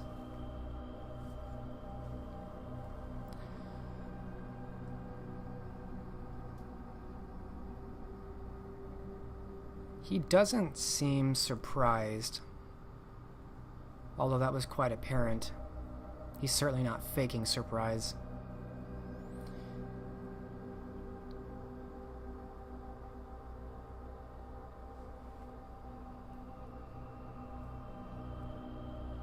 He does seem distrustful, although you're not sure of whom.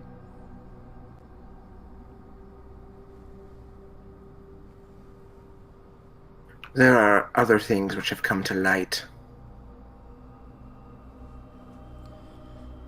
If you bring such suspicion against a Prince of the Covenant, I should hope you have more to bring to light.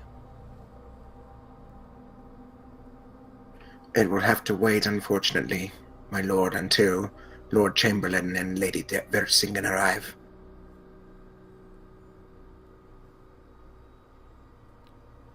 He takes a step down from the dais to approach you, standing only a foot away. Why? Because I would prefer you have the proof in your hands.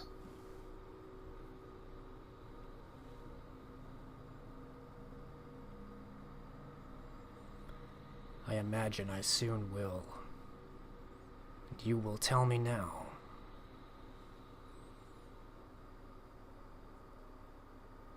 Cormac is not going to hide the fact that he is very intimidated by this man. Maybe even terrified.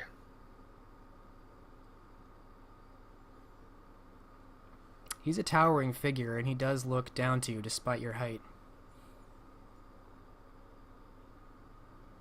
Very well, my lord.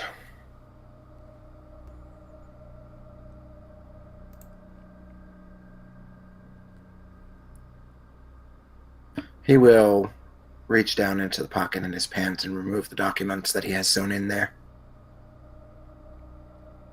Sealed a little bit with vellum against the sea air.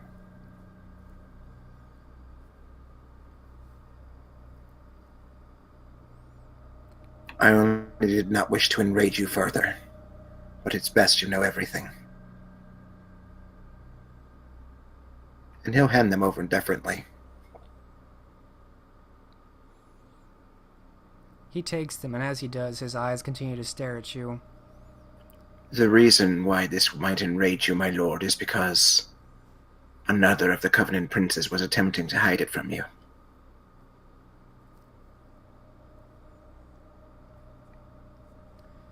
He looks down at the documents and slowly turns to pace away from you, back to the dais. He paces even beyond Genevieve and Cash as he reads them over, moving pages. He does this for about a minute or two.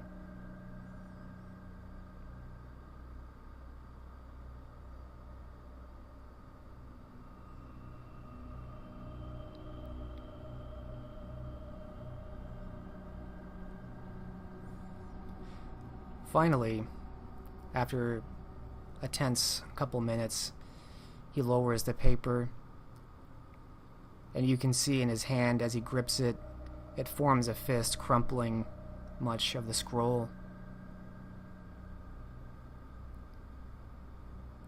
And he turns back to you, taking his place beside the other two. Where did you get these?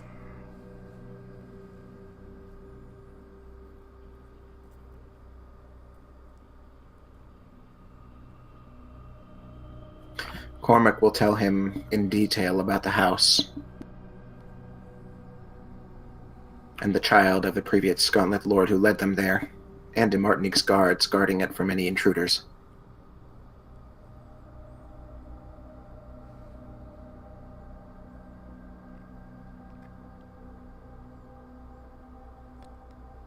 His eyes widen the more you tell of the story of Jean-Marc guarding these documents.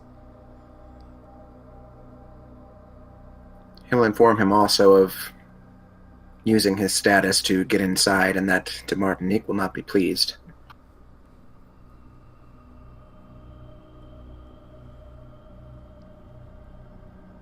I will ask you this only one time. Are these documents genuine? For if they are not, I will destroy you now.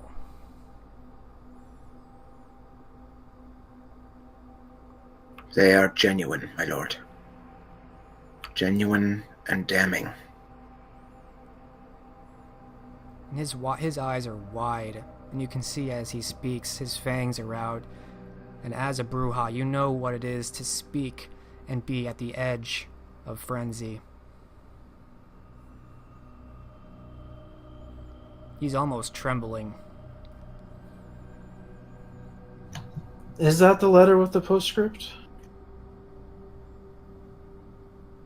It's everything so far as I know. Well, Robert will at least speak up and mention that he does not he believes the postscript in that letter was added, as it does not match what he's seen of Gaetan's writings.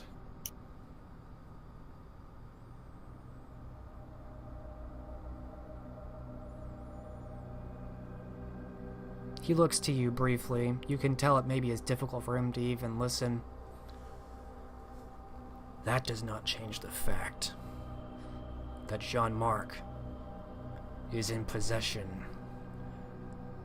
of the merchants of the staple and all of their resources.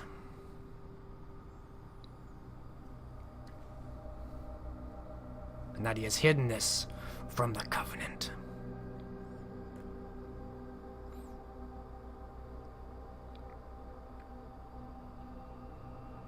You can see there's little that remains of the original form of these documents.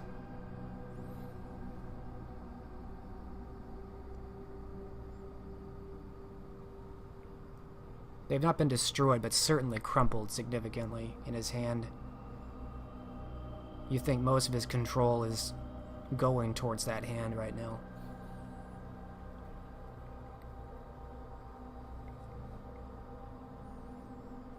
Is there anything else I need to know of? Cormac will look to Robert to see if he's willing to tell, because he's terrified now.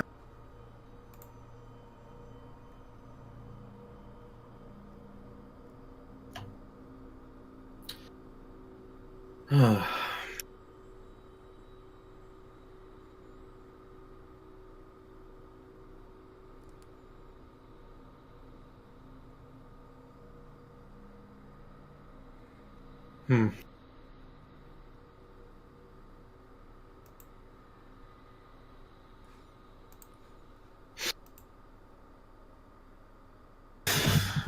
I'll not defend the actions of my grandsire, but I think it matters that there is a push to have you go to war. Perhaps even to draw your resources away from London.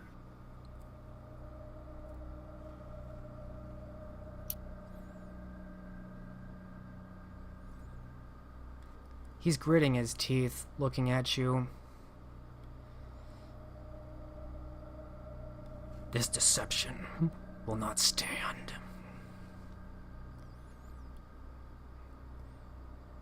I will not be made a fool of! And he throws all the documents behind him. They scatter like rain. Go! He speaks to you, his face turned away.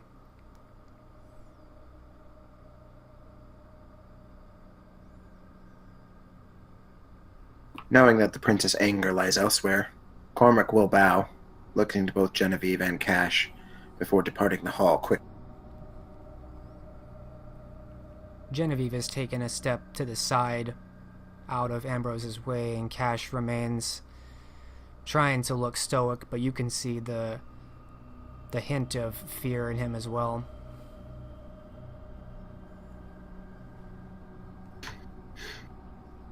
Robert quickly leaves as well. A mixture of emotions, mostly fear.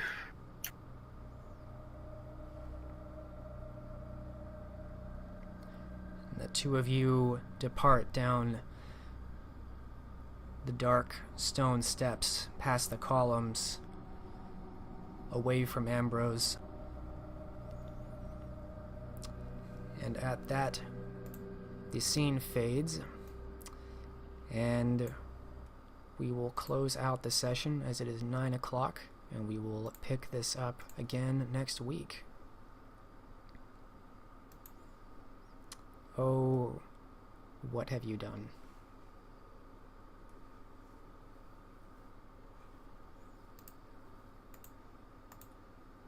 Yeah, we've done it now. You've done it.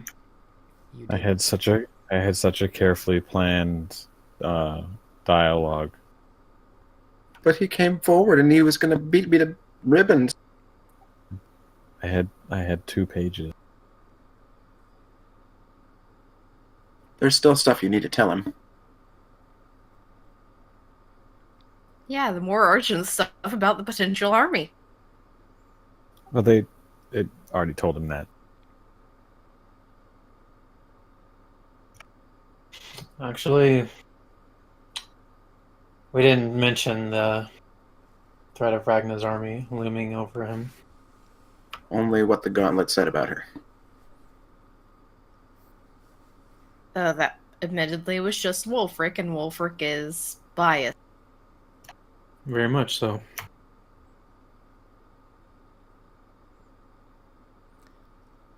Well, that was Well- tense and fun. I hope everyone's ready to make a new character. I don't need to. I have alternate identity. I just need to survive until the first of the year. Or go into hiding. Yeah. And, good thing you invited Jean Marc to attend court. Yep. Such careful planning I made. Ragnar's gonna be there. 2 pages of dialogue. Threading a needle. You're gonna have a grand old time. Walking a knife set. I just took the edge of the needle and bent it over. Fit the thread now, bitch! Oh no. What have I done? What have we done, Robert? I was going to say, Robert's not innocent. Hopefully, Thomas will get there before Ambrose goes off. Ambrose seems like a decent and reasonable fellow. Was the argument that Cormac presented.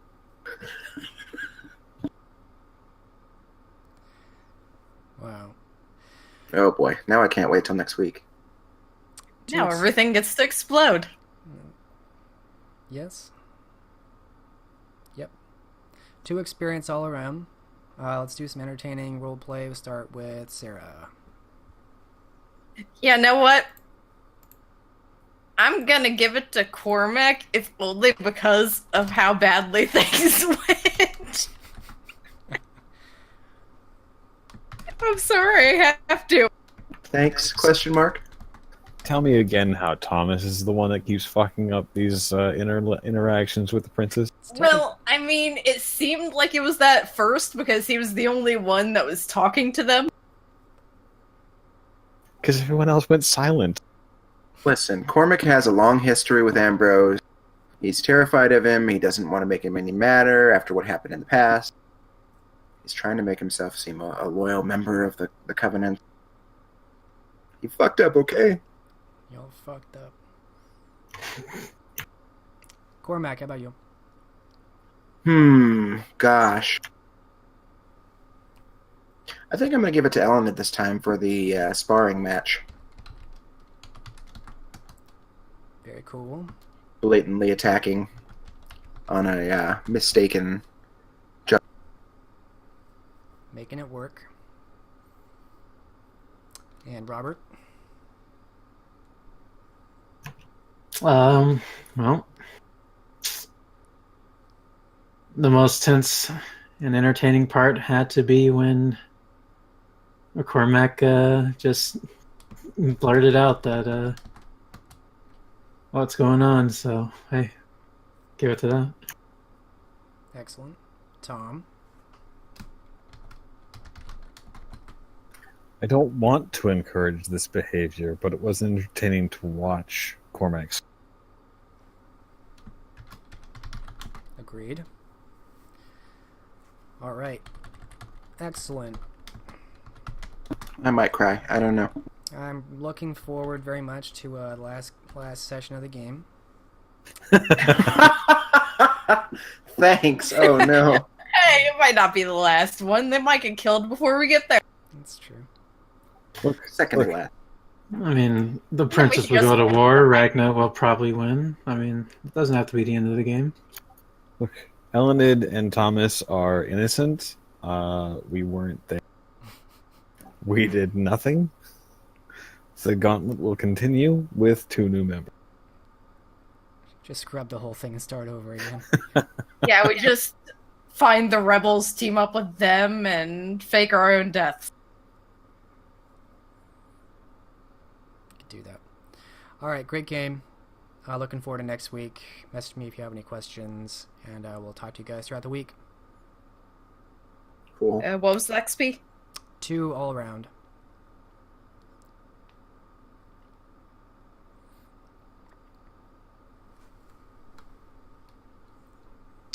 All right. Have a good night, guys. Have a good week.